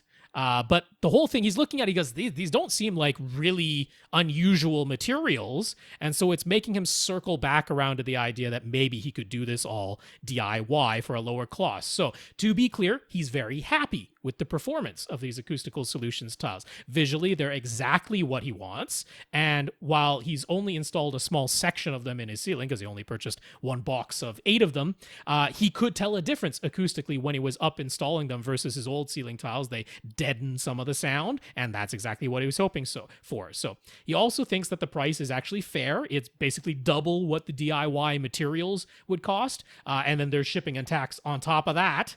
So he could save a lot of money, especially if he's going to do the whole darn ceiling, and that's why he's considering doing it himself. But he doesn't feel like Acoustical Solutions is like overcharging or ripping anybody off. And his wife actually agreed to the full price of completing the ceilings with Acoustical Solutions if that's the way he wants to go. So what do we think? After he's made his own absorption panels for his walls, he's willing to bet on himself that he can make similar ceiling tiles. Do we think that would be a bad idea? Could it actually end up being too much absorption if he does his whole ceiling this way? Please advise. And I saw DJ making some facial expressions going through this. You seem to have some experience with this. I'd love to hear it. Oh, yeah. Well, I've done a lot of sound absorption on my own, but ceiling tiles, though, I agree with you that they could sag over time. I don't know if these ones that he bought, if they're reinforced, maybe a little thicker. I mean, they look like they're 2x2 panels. Yeah, they're 2 foot by 2 foot panels, and it seems to just be the black vinyl facing on the front of them that's adding any additional rigidity to them, if there is. I don't know if they've been sprayed or coated on the insulation part of it itself to make that any more rigid. But I mean, just visually, he's right. It does look like your sort of standard Owens Corning 703 insulation, the 3.5-inch thickness, just with this vinyl facing. That seems to be about the only difference. So he's like, if he can find some material like that, he figures he could do this himself. Yeah, that vinyl has to be pretty acoustically transparent, otherwise it's pointless. So it can't have too much support to it, you know? Well, not necessarily, actually, because the insulation might be for, like, it's exactly the same as putting insulation into your regular drywall ceiling or your regular walls. At that point, it's there to remove resonance from inside the wall or ceiling cavity. It isn't there to act as an absorption panel on the inside of the room. It seems like that might be the case here, because he was saying like he's actually getting some deadening of sound transmission. So I'm kind of assuming that's a solid vinyl surface there. That's acting as your sound blockage, your actual sound proofing, preventing sound from going from the theater up. And the insulation is just up there to reduce any resonance that might be in the ceiling cavity. That's sort of the way I was interpreting it anyway. I might be wrong about that. So, I mean, if that's the case, then your concern about it deadening the reflections in your room too much, that's out the window, because the facing, if it's a solid facing, that's providing some sound proofing, but not sound absorption. So either way, I'm not really worried about his room getting too deadened, because he's got carpet on the floor, but it's very thin carpet. So he's not really getting any sound absorption from the floor. So you've replaced that essentially with the ceiling instead, and it might not even be that much absorption because of the vinyl facing. So either way, I'm not worried about that side of things. But with more experience having done it DIY yourself, DJ, what do you think about DIY? I think the DIY, trying to get those, I don't know how good he is at cutting 3-inch. That stuff's not easy. And to get it right, to drop it into those ceilings, you've got probably like a 1/2 inch of leeway there. So like if your cut isn't perfect, it's going to be hidden a little bit. But I'm wondering how much waste you're going to create if you make a bad cut on a 3-inch. You're talking 3 inches thick here. Yeah. And you're going through a lot of razors. Or whatever you're using. It's not that easy. Sometimes double the prices because of the ease of installation, really. And they've done all the labor, obviously. Yeah. The other thing is I'm not sure what would be best for bonding the facing surface. Right. to the insulation, because the insulation is not a flat, rigid surface. No, I mean, of course, there's all kinds of spray adhesives that work in that, but the longevity, the perfection of doing it yourself, I'm not sure. I mean, I'm not against him like giving it a try on a small scale to begin with, sort of minimize your risk of what cost might be involved. I don't exactly know what to point you to for the vinyl. I mean, I suppose just standard mass loaded vinyl might work, but that isn't exactly rigid. Regular mass loaded vinyl is pretty flexible and floppy. So that I would actually be more concerned about traditional mass-loaded vinyl causing sagging than just the insulation by itself under its own weight. So you almost want a fairly sturdy like plastic layer that is going to provide some additional rigidity for the facing. I'm not sure what to point you to for that. If you think you have something in mind, I wouldn't mind trying this on a small scale, but that can't hurt. Yeah, you're right. Yeah. Try it out. Do a few panels yourself. See how you like it. See what you can come up with. Yeah. And I mean, if it doesn't work, no harm, no foul. Because Right. it's going to be a lot cheaper, and then you can always go back to this. Yeah. If you don't, I'm all for DIY. I've done pretty much everything in my theater myself. All the walls, all the, I told you I soundproofed my entire, or sound absorbed the entire rear wall with 6 inches. So. But that's that's a little bit easier to do than this because it's not as intricate. You just build the wall and drop the insulation and cover it with cloth. Yeah. And that's the other thing I know. Whenever I do anything myself, it sounds easy. And then you get into it and you're like, this isn't what I thought. Things always it would be. take longer than you're anticipating. Yeah, That's the real It doesn't hurt cost. to try. Yeah. Doesn't hurt to try, though. Well, there we go. I think Tom would agree. Try it on a small scale to begin. All right. What are we moving on to? Monty N? Mm-hmm. Is that it? That's okay. the one. Monty says, if we were building a room to use as a theater with 2 rows of recliners, what would be our minimum dimensions? Notes 14 by 9 feet? 19. 14 feet by 19 feet? That's what I worked out as my absolute minimum dimensions for 2 rows of recliners and what I would consider a comfortable viewing distance for a dedicated theater. That minimum. I would love to have a little bit larger than that, but he asked what the minimum size is. That's what I would. Okay. I came to that by saying, okay, that's a 8-foot 3-seat recliners, right? 8 feet wide with a 3-foot walkway on either side. So that's how I wound up at a 14-foot width. And then 19 feet, I was saying, okay, you're 10 feet from the front wall for the first row. Because that's still pretty nice for like a 120-inch diagonal screen, a 10-foot viewing distance to the front wall. And at a 120-inch diagonal screen, I'm not worried that the speakers have to go behind the screen. That's just small enough that you can still have your center below the screen, and that would still be reasonable. Your left and right speakers just to the outside, so you don't have to have a false wall and lose depth to the size of the room that way. Then I'm going to have 6 feet from the first row to the second row. So the back of the first row to the back of the second row, I'm going to have 6 feet there. That's 16 feet. And then 3 feet behind the back row of seats for a walkway gets you to 19 feet. That's the minimum length I would have for 2 rows of recliners. What does DJ think? Okay. Mine's smaller than that. Oh, okay. And I have 2 rows. Mine's 18 by 11 and a half, 7 feet high. And I have a 1 foot riser for the second row. But the caveat to that is I'm not concerned with my front row. I built my theater with the second row as the primary seating, which is about 10 feet away, something like that. I sit about 10 feet from the screen, 100. Well, that must be your front row, right? Your back row of seats is along your back wall, right? No. My back row is probably about, my head's probably about 5 feet off the back wall. Oh, really? 5-6 feet. Yeah. So wait, with 18 feet, so it's only 3 feet between the 2 rows? A few feet. The front row is really close. Okay. But my idea was like, look, I could get people in there for a football game or something for the front row. But when I have my family up, I'll take a seat because it's it's theater seating, but you can detach a seat.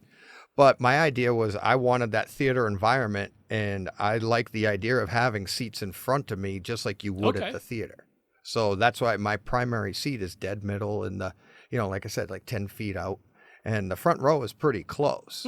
So, but I'm not concerned with that. But if you want everybody, you know, like you said, it depends on what your ideas are. It's like these questions like this, people ask me too, like, what would you do here? And I'm like, well, how many times are you going to have this many people in your room? That is a question. And it's like a lot of times it's just you. You know, and it's like, I want to get more seats because I like the way it looks, but it's always just me. And DJ's right that like if you go to a couch instead of 3 recliners beside each other, then it isn't going to be 8 feet wide. You could shrink that down to closer to 7 or maybe even 6.5 feet if you go for, you know, skinny arm couch. Then you could even get to like maybe 6.5, 7 feet, certainly. You don't necessarily have to have 3 feet on either side. You could get down to 2.5 feet, which is still an acceptable walkway. So yeah, you could shave off a foot or 2 here or there. But for my comfort, that's the number I came up with, was 14 by 19 based on the distances I said. So I think you're going to be somewhere in there, like 13 by 18, maybe. You know, you shave some inches off, you get down to 13 by 18, maybe even 12 by 18 or something like that. You could certainly go larger and be comfortable. But yeah, I think you're going to be sort of in that range. So when I've had people ask me this question, typically what I would ask is like, because everybody wants to tell you, like, ask you, this is how many seats. Sure. But I would always be like, how many people are going to be, how many people do you want to be able to enjoy the movie at once? Yeah. Because that's the more important question, because you can shrink the room and increase the room size depending on how many. What if he said like 5 and you need 5 people to enjoy the room, or 6? Right. But if it's only 2, well, then what's, you know, or me, the room dimensions change with all of that. And it's more important about how many people are going to be actually enjoying the movie to its fullest. If you don't care about a row, then same like I did with mine, then your dimensions can shrink. Right. So, all right. That was it for Monty, right? No, a couple more questions from Monty there below that. Oh, okay. All right. Oh, sorry. Yep. Where would we prefer to have the door? Wow. Yeah. It seems like it's wide open season. I didn't know it was an option. It's like, not behind the screen. Not behind the screen. I don't like having the door on the front wall. I don't like having the door where the first reflection point is going to be, if that can be avoided. Now, I mean, if I had my druthers and I was designing a room from scratch in a house that I'm building from the ground up, I would have a little bit larger room than the 14 by 19 that I mentioned, so that I could have a little bit more room behind the back row of seats, and I would have the door on the back wall.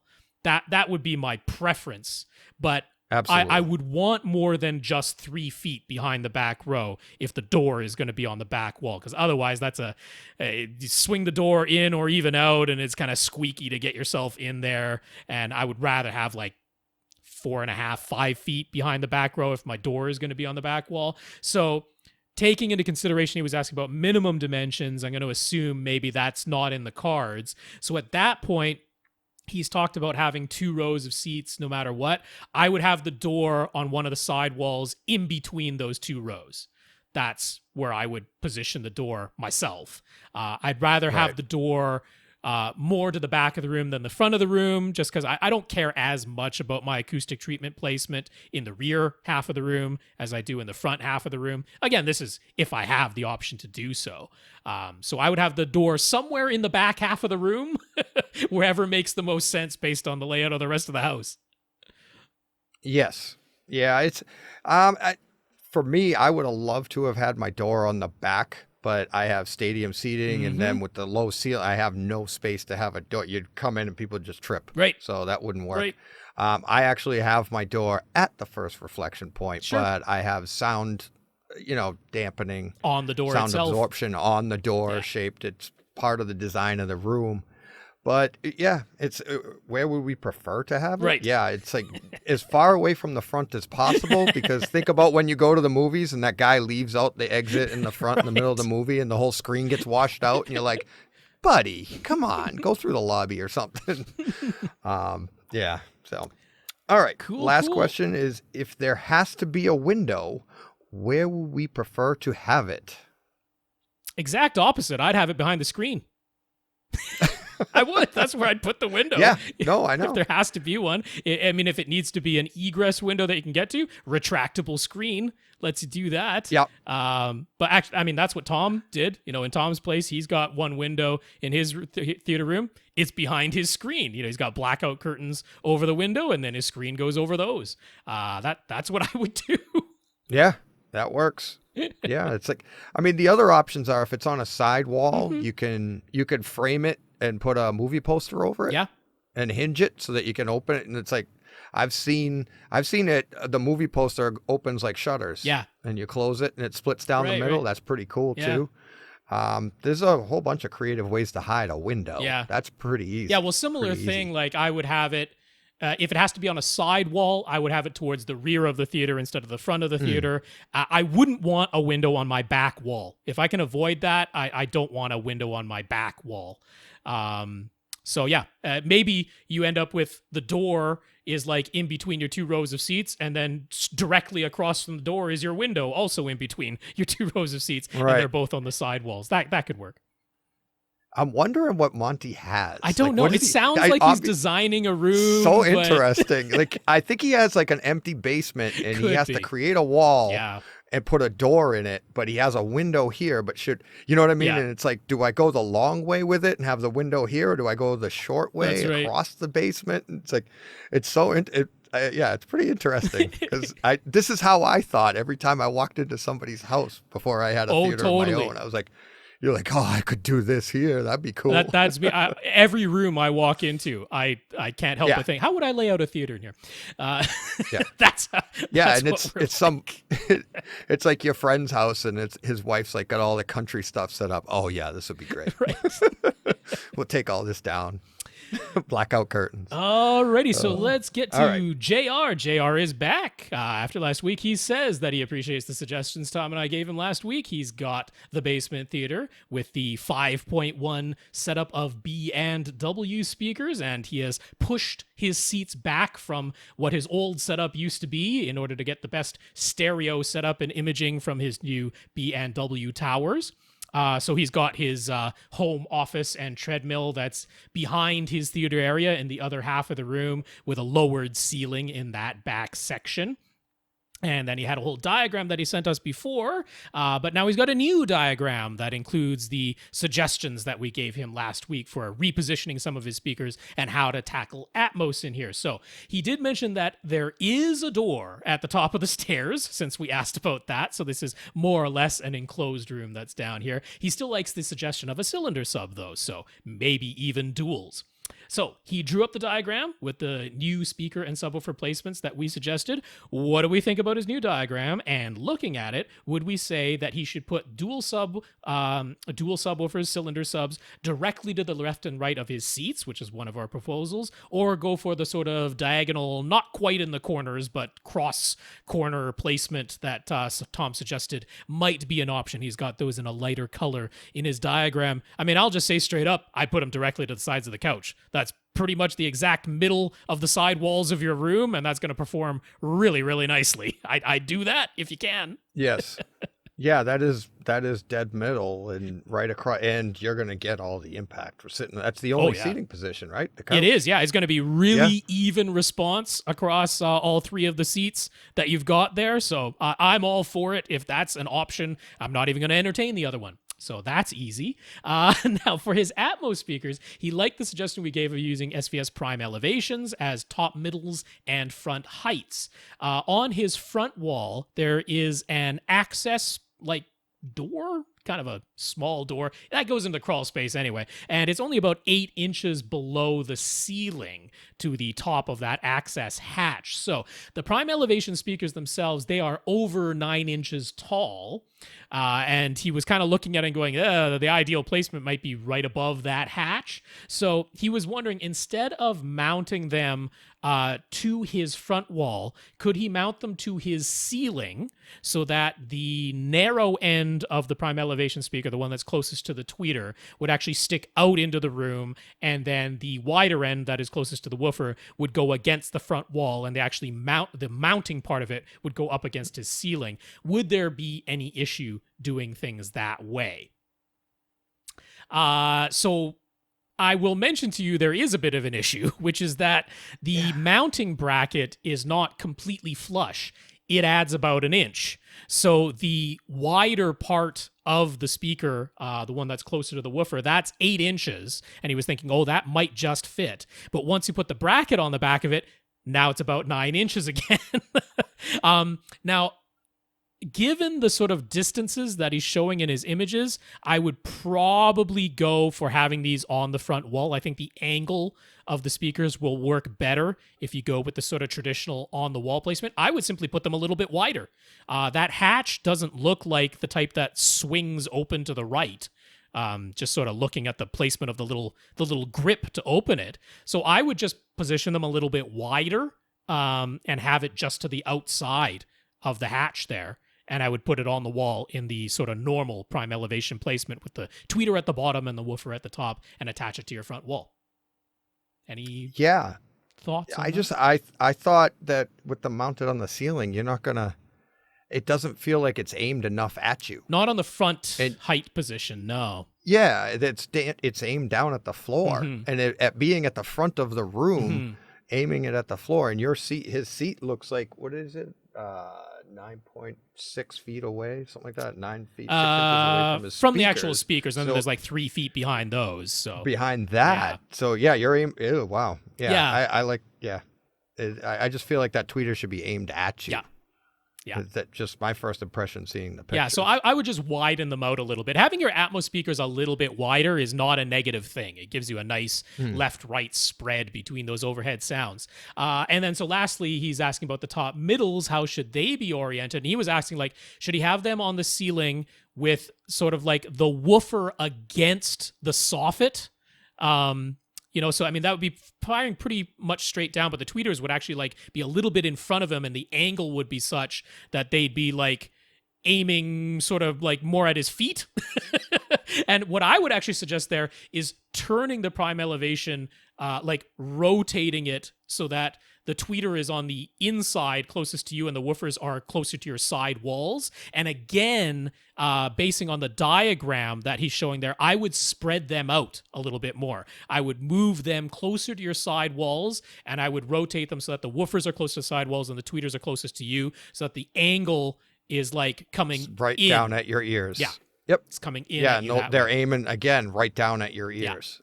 Yeah, almost like to get an idea, like you're saying, to widen them out a little bit. Yeah. So almost like, draw a line from the woofer to your head. Yeah, pretty much. And you see what I mean? Get that angle. Yep. So that'll be a good ballpark to put your, to get how far apart to put them. That's in agreement. All righty. Moving on to Adam G. Yes. Okay. All right. Adam bought himself an SVS PC 2000 Pro. He did not make a cardboard mock-up beforehand. That's a no-no. He went by the dimensions, and it worked out that it ought to be able to fit at the front of his theater. Technically, it does, but it's big, and his wife does not approve. If only somebody could have seen that one coming, Rob. It's like I'm trying to channel Tom as best I can right now. If there was a podcast that told you to make a cutout. To be fair, I never made a cutout. Yep. And I have PB 2000. Sure. So and not the Pro. I wish I could upgrade to the Pro because they got the little doohickey with the app you can use with your phone. Mm-hmm. Yeah, the app. But I didn't make a cutout, but mine's a dedicated room, and what goes in there, my wife doesn't care. So, but when they showed up, I was like, me and my son were like, wow, these are big. That's right. But we liked that. So we were like, all right, we're going to jam these in there. So, all right. So in order to keep it, it had to be out of sight somehow. Adam has a wide couch that spans the entire width of his back wall, but it's a few feet away from the wall, so the PC 2000 Pro could actually fit back there. He's heard us say it's okay to lay a cylinder on its side, so he tried that. With what would normally be the bottom of the sub in his rear left corner and the woofer firing into the left wall. It sounds pretty good after running Audyssey, but he is getting localization, and he can tell the sub is behind the couch and over to the left. So what is the fix for that? Is it due to the sub physically touching the couch back there? Is it just too close, or is it because of crossovers or something? Can anything be done? I would say if it's touching the couch, just a guess, that might have something to do with it. That is definitely gonna. I mean, it sounds like it's pretty much squeezed behind the couch. Yeah. So that is gonna have something to do with that. That physical vibration being over there is gonna tip you off that that's where things are coming from. You are gonna be able to sense that.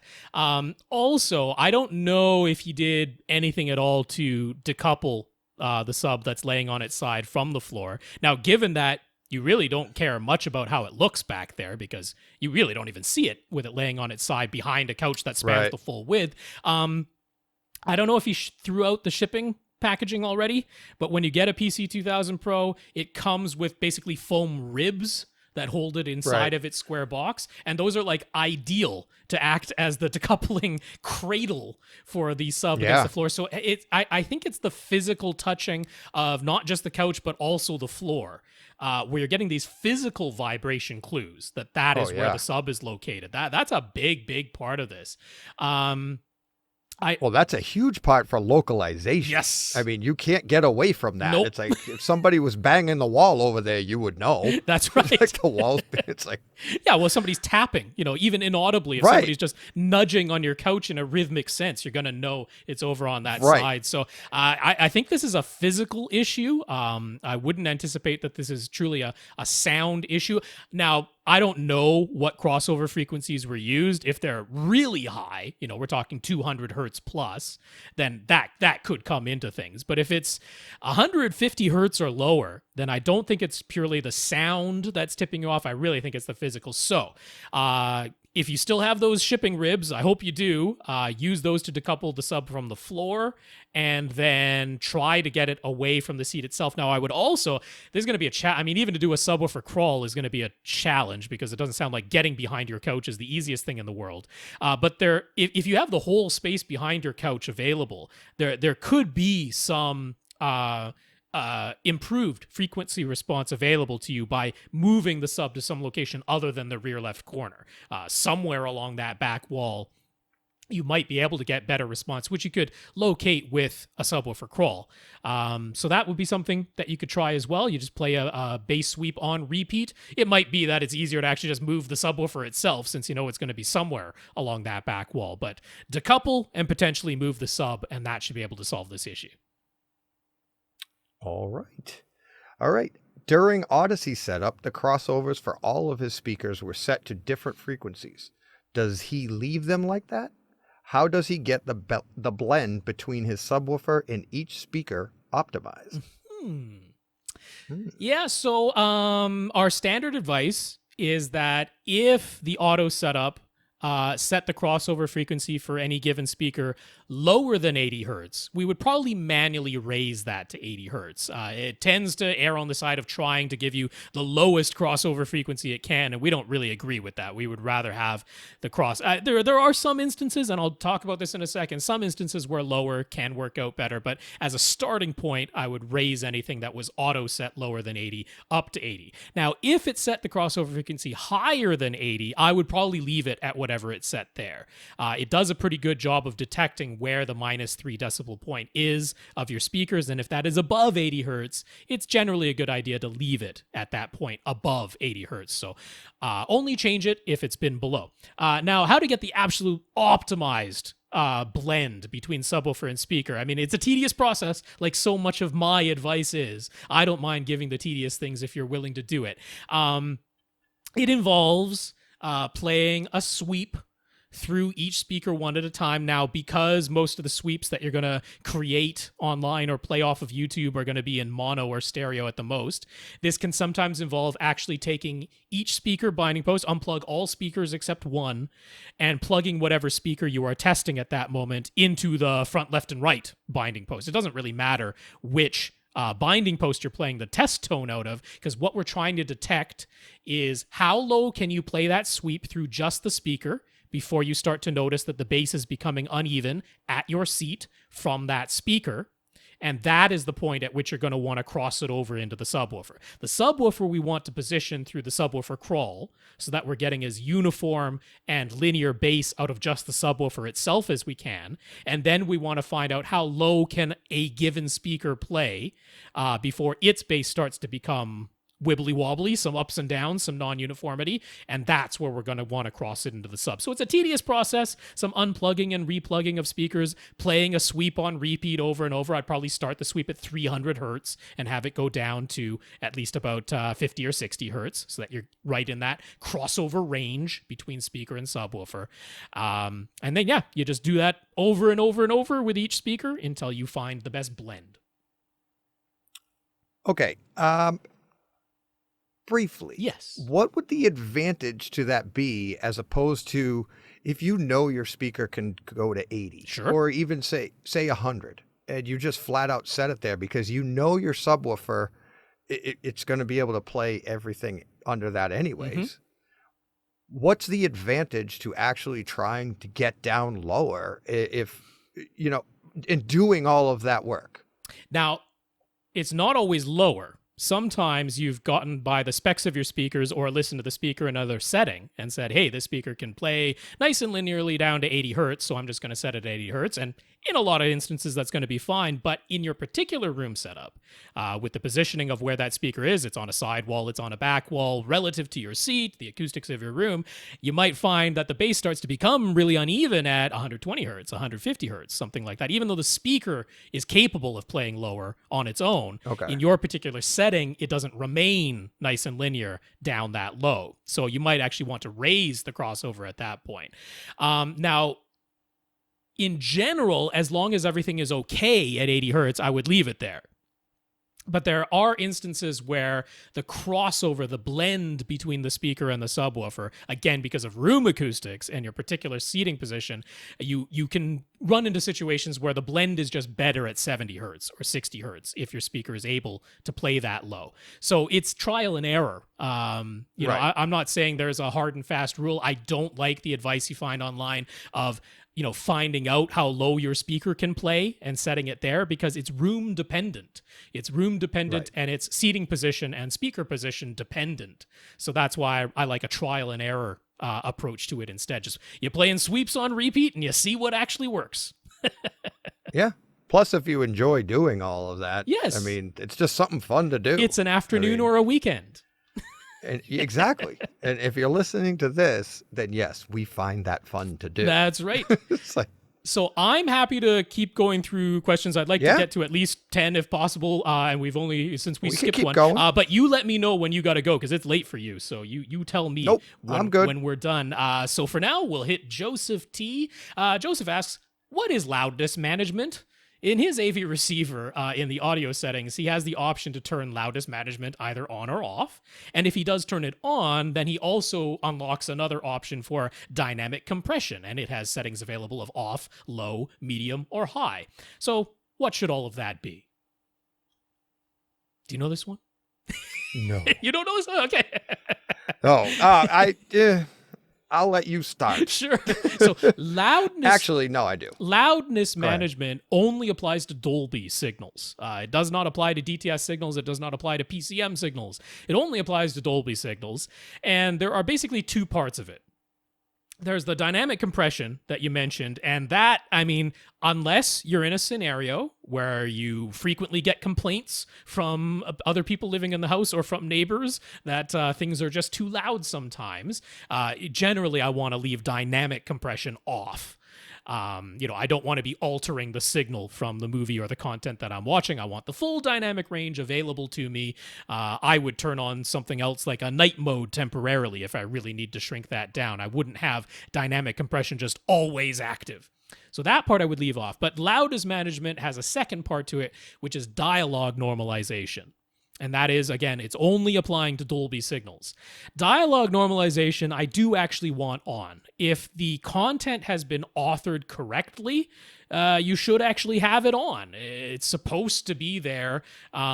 It's meant to have your levels at proper reference volume. If it's been authored correctly, some content is not authored correctly. It can make things sound weird. That's kind of why the option to turn it off exists.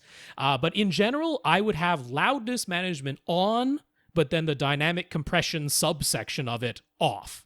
That's my advice. Okay. Yeah, so I've always run everything off until I heard you, and I noticed in the Denon we have that, what is it, where it dynamic EQ? Dynamic EQ, So yes. That's a different thing. That's under Audyssey. Right. And when I heard you guys say, oh, click that on, but I've always just shut everything off because I want exactly what I'm supposed to get, because I always watch pretty much at reference level anyways. And if you do, then at that point, dynamic EQ in Audyssey is doing nothing at reference volume. Right. But if I'm watching like a Netflix or something, Right. and I don't have it turned all the way up, Yeah. and I might have it at like 10, negative 10, then I do want it on, but I know it's not doing anything. But according to loudness management, all of that dynamic compression, I'm like, but I didn't know that we should, that like you said, if it's authored correctly. Yes. Yeah, I don't have does the Denon even have that? Oh, yes. I don't definitely. even know. Does it? Okay. Yeah, I mean, I've always just clicked off. It's part of the Dolby codec system, essentially. Yeah. So, my recommendation is have it on, have the dialogue normalization on, but have the dynamic compression off. So if I put loudness, if I put that on when I'm watching a movie, a disc at reference level, that does nothing anyways. It shouldn't even be messing with that. Well, it shouldn't be messing with it, but you might see the front panel actually flash dialogue normalization +4 or -2 or whatever it was. That can be the case. So yeah, in general, that should be on if things have been authored correctly. Okay. Yeah, so let's see. Joseph had one more question, which is how do we know whether we should use Audyssey Reference or Audyssey Flat? Because you have those options once you have run Audyssey to choose the target curve. So there's one very easy answer, which is that if you have used the Audyssey Editor app to manually change the target curve that you're aiming for and run Audyssey that way through the smartphone app, then you definitely want your AV receiver set to Audyssey Reference, because that is the only setting where the changes that you made in the editor app are applied. So that answer is very simple. If you've used the Audyssey editor app, then you basically must set your AV receiver to Audyssey Reference in order to make use of those settings. But let's say you don't use the Audyssey editor app, and you're just going by the default reference target curve versus the default flat target curve. My answer there is that the flat curve is intended for scenarios where you have much more direct sound than reflected sound in your room. That's what it's really intended for. Whereas the reference target curve is intended for what they would call a typical living room, where you have a fairly large amount of reflected sound versus direct sound that just went in a straight line from the speaker to you. So if you have a pretty small room where the speakers are physically close to you and it's acoustically treated so that you have reduced the strength of the reflections, then you probably want to use the flat setting. That's going to sound correct when the ratio of direct sound to reflected sound is very high. But if you have that more typical room where you don't have acoustic treatments and you clearly have reflections in the room, then that is what Audyssey Reference is meant to counteract. That's what it's there for. So that's pretty much it. That would be the answer of how I would go about choosing. All right. Good answer. More than I know. All right. Infinite Gary. Yay! You get to do an Infinite Gary question. Exactly. I'm like, earlier you're like, oh, you want to stop? No, I have to get to Infinite Gary. I cannot do an episode. I mean, I don't know. It's been pretty shaky for me. This might be my last. So I've got to get to him now. All right. Infinite Gary asks, he has a turntable and that is plugged into a phono preamp. His particular phono preamp has its own volume knob. That phono preamp is then plugged into a pre-pro that lets him apply bass management and create a 2.1 output with a subwoofer output. And of course, this pre-pro has its own volume knob. He has found that increasing the volume knob on the phono preamp by a small amount requires turning down the volume knob of the pre-pro by a much larger amount to get back to the original volume level. So which is better? A weaker signal coming from the phono preamp and then turning up the pre-pro's volume knob a lot more, or a stronger signal from the phono preamp and turning down the pre-pro? If it were just a pair of speakers, it probably wouldn't matter, right? But with a subwoofer involved, he isn't sure what is actually optimal. What do we say? I have a guess. Well, what's your guess? Let's start with that. All right. My guess is it all balances out because the signal is the signal. It's similar to, and this is my guess, is similar to how we record these. You can record you can record something at a low level, then you increase it, and it keeps out certain noises at the recording level. But here you're dealing with a record. All the information's there, right? Yeah. So I'm just thinking that one is just going to amplify. And the reason it's happening, I'm guessing there's probably maybe, I don't know, more amplification out of the other one out of it. It multiplies faster with the other volume knob, but I don't know. My guess is it just kind of balances out. Is there a difference? Well, I mean, so the way I would approach this is I would imagine, I mean, this might not be the case. Maybe this is the only source that Gary is plugging into this pre-pro. But, this 2.1 channel pre-pro, but let's just imagine for the sake of argument that you have a second source, a CD player, let's say, and that does not have a variable volume built into it. So the idea to me is that let's forget about sources for a moment. Let's first calibrate the pre-pro. Let's first calibrate this 2.1 pre-pro with, a standard 75 dB or 85 dB signal, and get that calibrated first so that with your standardized level setting signal, you've adjusted the trim levels, the strength of the subwoofer output, the strength of the output that is then sent to your stereo amplifier for your speakers. Let's get all of that adjusted first without the sources. Then we introduce the source into it. In this case, it's coming from this phono preamp, and we're going to use the variable volume on that so that it equals the correct amount. We've already set the pre-pro correctly. It's got its trim levels set correctly for a standardized source. Now we can vary the strength of the source signal from the phono preamp to match. That's the way that I would come at this, because if you want to make sure that your pre-pro, your 2.1 pre-pro, is set up correctly to be sending out the correct signal strength to your subwoofer and the correct signal strength to your stereo amplifier for your speakers, we do all that before any of the sources. And then you just happen to have a source that is able to vary its signal strength, and you turn that up or down to equal what you've already set in the pre-pro. So it might seem a little bit backwards, but that's the approach that I would take to this, because we have one device that we can standardize. Let's start there. And then the other one we can vary to match. Okay. Yeah. Yeah, that makes sense. Work backwards like that. That totally makes sense. Cool. Yeah. Cool. All right. Well, you haven't said let's stop. You haven't tapped Uncle yet. So I'm going to carry on. There's only 2 left. And say, Chris. Will Tom be mad if we finish? No, not at all. Let's go. He wouldn't mind talking about tangential topics if we ever didn't have enough questions to fill the show. So, Chris, there you go. who wrote on Twitter, he said, what is wrong with plugging a power strip into a battery backup outlet in order to increase the number of devices that you could plug into that battery backup? You want me to answer that? Sure. You must have a thought on that. You're jarring way. It's not designed for that power. That's my guess. It's you're increasing the amount of. It's a battery backup. Yeah.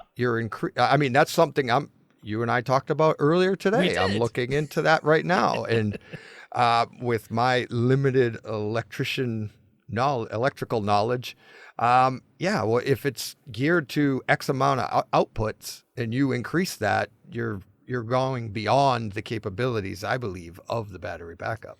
Yeah, so I mean, it's an interesting thing. I'm actually going to have a link for an episode of the Cedia podcast where they had various electrical company. They had Surgex, and I'm forgetting which other ones. I think Middle Atlantic. They had a rep from them. But anyway, they were going over quite a bit of this stuff. I actually have the time stamp. It's right at the 12-minute mark where they start talking about this, the idea of cascading surge protectors, cascading power strips. Now, the really simple answer, Chris, to what is wrong with plugging in a power strip, one of those cheap surge protectors with multiple outlets into another surge protection device like a battery backup.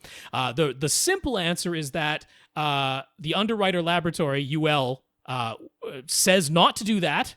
It is not certified, and some areas of electrical code will say, hey, if you created a fire because of this, you got no insurance. That's the really simple answer. You are not advised to do it, and in some places it's against code to do it. Now, is that electrically, objectively the case? Now, they go over this in the podcast, which is, if you carefully calculate the electrical load of all the devices that you might have plugged in. So, I mean, there are such things as power strips that are not surge protectors. They're just additional outlets. And you'll actually find those in a lot of equipment racks where it's just additional outlets that you can plug into, a voltage regulator or something like that. And they just give you more outlets. Now, if you can carefully calculate the full electrical load that you might ever draw from all the devices that will be plugged in, and that is going to be under the allowable amount of current draw, so 15 amps, 120 volts on standard North American circuitry. If that is all okay, then like electrically you're okay, code in Canada says, okay, for a standard 15 amp electrical circuit from your wall panel, you're never supposed to have more than 12 devices on that one circuit, be that 12 lights or be that 6 dual outlet electrical, just wall jacks. In Canada, that's our rule, 12. Now, does that mean that somebody might not try to plug in 12 air conditioners? Physically, they might try to do that. And at that point, the electrical current draw is going to trip the breaker, right? So it's not as though the number exactly equals what the current draw is going to be. If you plug in 12 LEDs, you're drawing almost nothing. That's going to be totally, you could probably plug in 200 LEDs and you're not going to exceed what's going to trip the breaker. But the point is that it's about fire safety, the heat that's going to be created, electrical safety. And so as a general rule, because even Underwriter Laboratories, they mention this in that Cedia podcast. They're like, hey, could I plug in 18 devices theoretically, but it's all low wattage devices? And they're like, yeah, that's going to function. But they don't want to see people plugging in a surge strip to an existing surge strip and then another surge strip into that one and so on and so forth. Because physically you can do that. If all your powering are, PC case fans with it, you're going to be fine. But as a general rule, they're like, just don't do it, because as soon as you start plugging don't in, put your 4 subwoofers into it, your receiver and your projector, and be like, all right, I've got everything in here. So I think Chris was wondering more on a curiosity's sake, like, is there actually something electrical that prevents you from doing it? And the genuine answer there is no. If it's a lot of low power devices, they're going to function just fine. But the answer we have to give is that UL and very likely your building code in your area says, no, you don't do it. You're going to lose your house insurance if you do. So don't do it. Right. And that's why I went that way. I'm like, the idea of, yeah. So, all right. Move on to Enrique V. Enrique. Yeah, it's our last question this week. Is it our last one? It is. Yes, it is. All right. Enrique has a 4.1 setup in a room with a slight A-frame ceiling. The peak is in the middle and the ceiling sloped downward to the left and right. There's a ceiling fan between his seats and his TV. And his L-shaped recliner sectional is pushed close to the back wall. He's got about $300 to spend and wants to know where to start when it comes to acoustic panels. What should he buy? Where should he put them? And what company should he buy them from? So, Well, this is something looking at the DJ can definitely pictures. answer. Oh, all right. He's got lot of bare walls. Mm-hmm. Now it looks like $300. it looks like full carpet and then an additional rug Yep. in front of his seats on that carpet. Yes. So the floor Yes. is pretty decently taken care of. At least it's not a completely hard surface right in front of his seats. So that's good. But I definitely have a thought on where you start first in this room. What does DJ say? Well, I would definitely go the sidewalls, those Really? reflections on the side. Okay. I think, well, let me see. How far apart is his room? All right, his back wall behind his head. His back wall is very close to his seats. And so, I Right. mean, my So my you first definitely thought, want something yeah, there. back wall, back wall, back wall. I'm like, back wall, because Yeah. I mean, the likelihood is that your dialogue Oh, intelligibility will actually improve. When your seats are that close to the back wall and it's just a flat, reflective back wall right behind your seat in that middle seat that's facing the television, I'm like, I bet you have some dialogue intelligibility issues now and then, and Right. and that's going to help you out there. That is the number one place to start. Now, I'd say along the front wall as well. the front wall could be too, but here's where we Because start. his room is shorter than it is wide. That's correct. Yeah. I didn't notice that at first. But this is Yeah. where we start to run into the budget a little bit. $300 isn't a ton Right. to spend. So, I mean, the two companies we mention all the time, GIK Acoustics and Acoustimac. Those are the two places I'm going to point anybody who just wants to buy ready-made panels. They come in a box. You're going to hang them up. Now, if you go with their standard 2-foot by 4-foot with 2 inches of insulation panels, over at GIK, they call that their 242 panel. Over at Acoustimac, it's just the 2-foot by 4-foot acoustic panel with 2 inches of insulation. They're pretty similar in price. 3 of those is going to be $180 from Acoustimac. It's going to be $190 from GIK. So not a big difference there. Now, GIK's 242 panels are actually thicker front to back than 2 inches. They incorporate a 3/4 of an inch or 1 inch air gap into all of the panels that they make over at GIK. And that gets you a little bit lower absorption just by virtue of having that thicker panel with the air gap in it.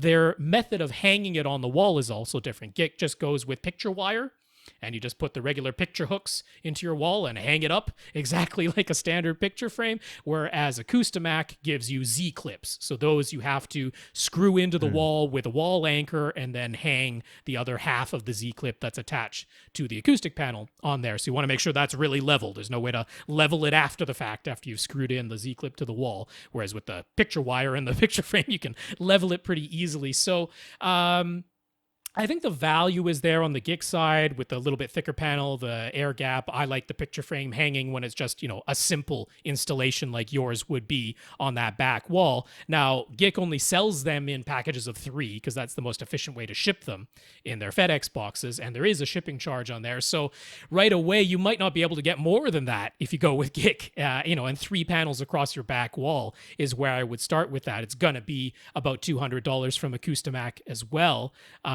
A little bit more than that once the shipping is involved. So you might not be able to get a whole lot more than that. Maybe you could get some smaller panels that you could put up on your front wall, like DJ said.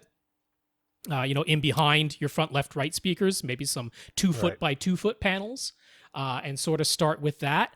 I agree with DJ that over on that blank left wall, it would be nice to have something. It's just that on his right wall, there's a fireplace and windows, so you'd probably need to go with a freestanding panel. If you were going to put a panel over there to equal what you do on the left wall. GIK and Acoustimac both offer freestanding panels, but they're a bit more expensive. You wouldn't be able to get those and the back wall panels all at once for $300. Could also put some heavy curtains up on those windows. Yes, that's a good idea. And Lee would be all over sound. that. Lee loves doing curtains instead. Yes. Now they do need to be you could thick. definitely do that. You want a lot of pleating, because you're trying to get something that actually will disrupt sound waves. So it can't just be a little sheer shade is not going to do anything acoustically. We're talking about a heavy drape with lots of pleats, more than you need for visual standards. twice as much as you'd need, Right. because when you have them closed, you want them bunched up Like, thick. not the curtain that he already has, which is not heavily pleated and No. doesn't look like heavy material. No, we're going to go a lot thicker, a lot heavier, and a lot more pleating than that on the sidewall there. But that is something you could do.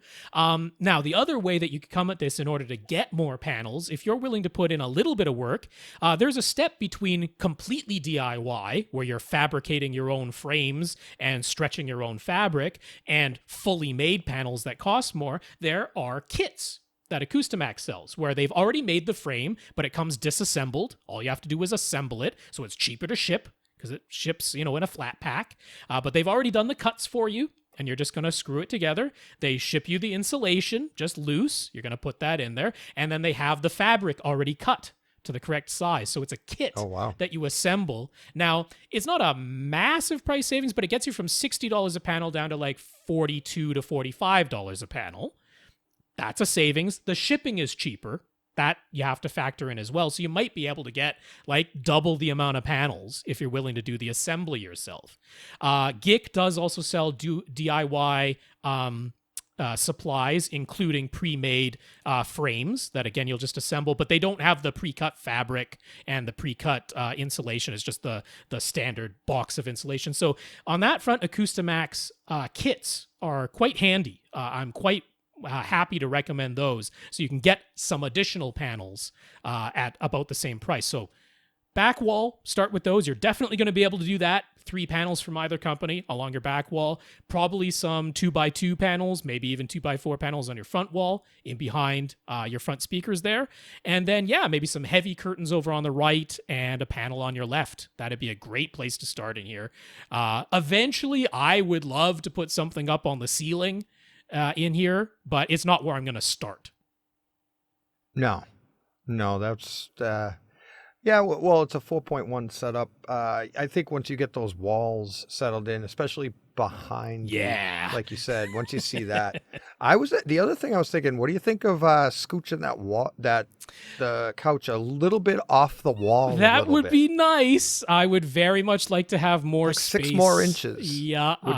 I think even 6 inches would make a difference in your rears. Like you'd hear them, you can maybe tow them in a little bit more, and you'd get a little bit more of little bit more ambience in the room on those rear channel scenes. And that would also separate you from that sound coming off the back wall as well. And like, if you can go more than 6 inches, great. But even 6 more inches, I think would make a difference. That's right. Oh, I am always a fan of getting the seat away from the back wall if you can, as much as you can. Exactly like DJ says, even if that's only 6 inches or a foot. I don't know how in the cards that is. I imagine these were pushed back because somebody wanted them there. But I do. If you can, I am in full agreement. If you can't, I'm still going to start on the back wall with absorption panels. Yeah.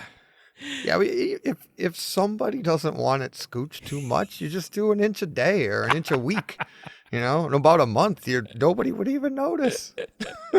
Nice. What was that story where somebody like put the little wedges on the bottom of somebody's shoe, like a tiny little bit at a time, so that and they thought they were growing, drove them crazy.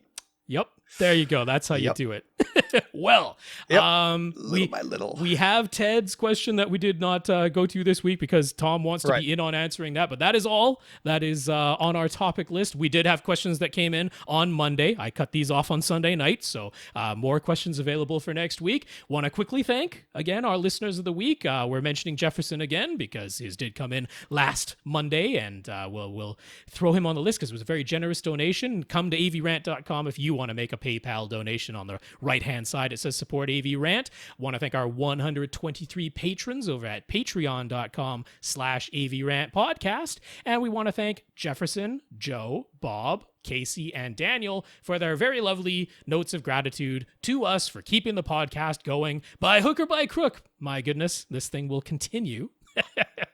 Yes. Yeah. Thank you guys. Like I said earlier, I mean, you have no idea what these guys do week after week. And here I sit seeing exactly what I know Rob does. I already knew he did a lot, but oof, a lot of paperwork. You Matt, type all this up. I should share the entire backlog of Google Docs. I'm sure. That's a lot of writing. It's a lot Yeah, of writing. I know. I do some myself, and that's just me. Yup. But yeah, a lot goes into this, so they appreciate everything that you guys can do for them. And at what is it, 123? You said that's awesome. That's our patrons. Yeah, it is awesome. If you want your question answered on the show, please email it to us. Question@avrant.com is the place to send those. That's the way to get on this show for sure. Now, DJ, I'm going to give you a little heads up. You know our sign off from this show, so have that in mind because that's the last person to speak, which is going to be you. You get to do the sign off, so don't want to throw that at you without any preparation. But yeah, where can folks reach you, first of all, if they want to get in touch with you?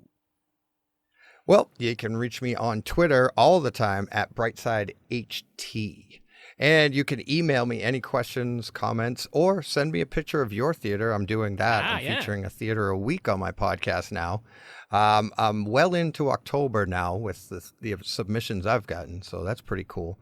But you can email me at brightsidehometheater@gmail.com. And you could check out all of this on my new website at brightsidehometheater.com. Very nice. Well, DJ, how was it? How was it being co-host of AVRant? Would you ever come back, or did we scare you away? No, once I got in the groove, once I got used to reading and everything, I'm like, all right, I'm fumbling over my words and I'm answering questions wrong. I can do that all day long. I love it. Well, honestly, I mean, a huge thank you from Tom and from me for you stepping in like this on half hour's notice. Ridiculous, but tremendous help to us. And thank you so much. We really, really do appreciate that. Hey, thanks for trying me out. Thanks for trusting me. Thanks for giving me the opportunity. And hey, thanks for everything you've done for my podcast as well. Appreciate it. That's awesome. Alrighty. Well, on behalf of Tom Andrew, for AVRant, I am Rob H. And I'm DJ. Now stay in and listen to something. Nice.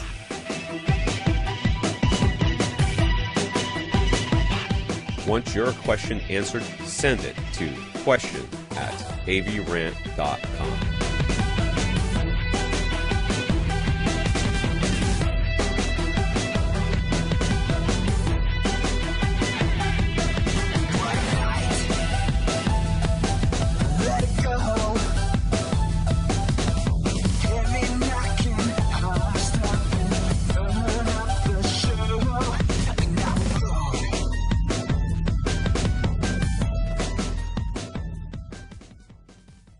This is AV Rant. Now go out and listen to something.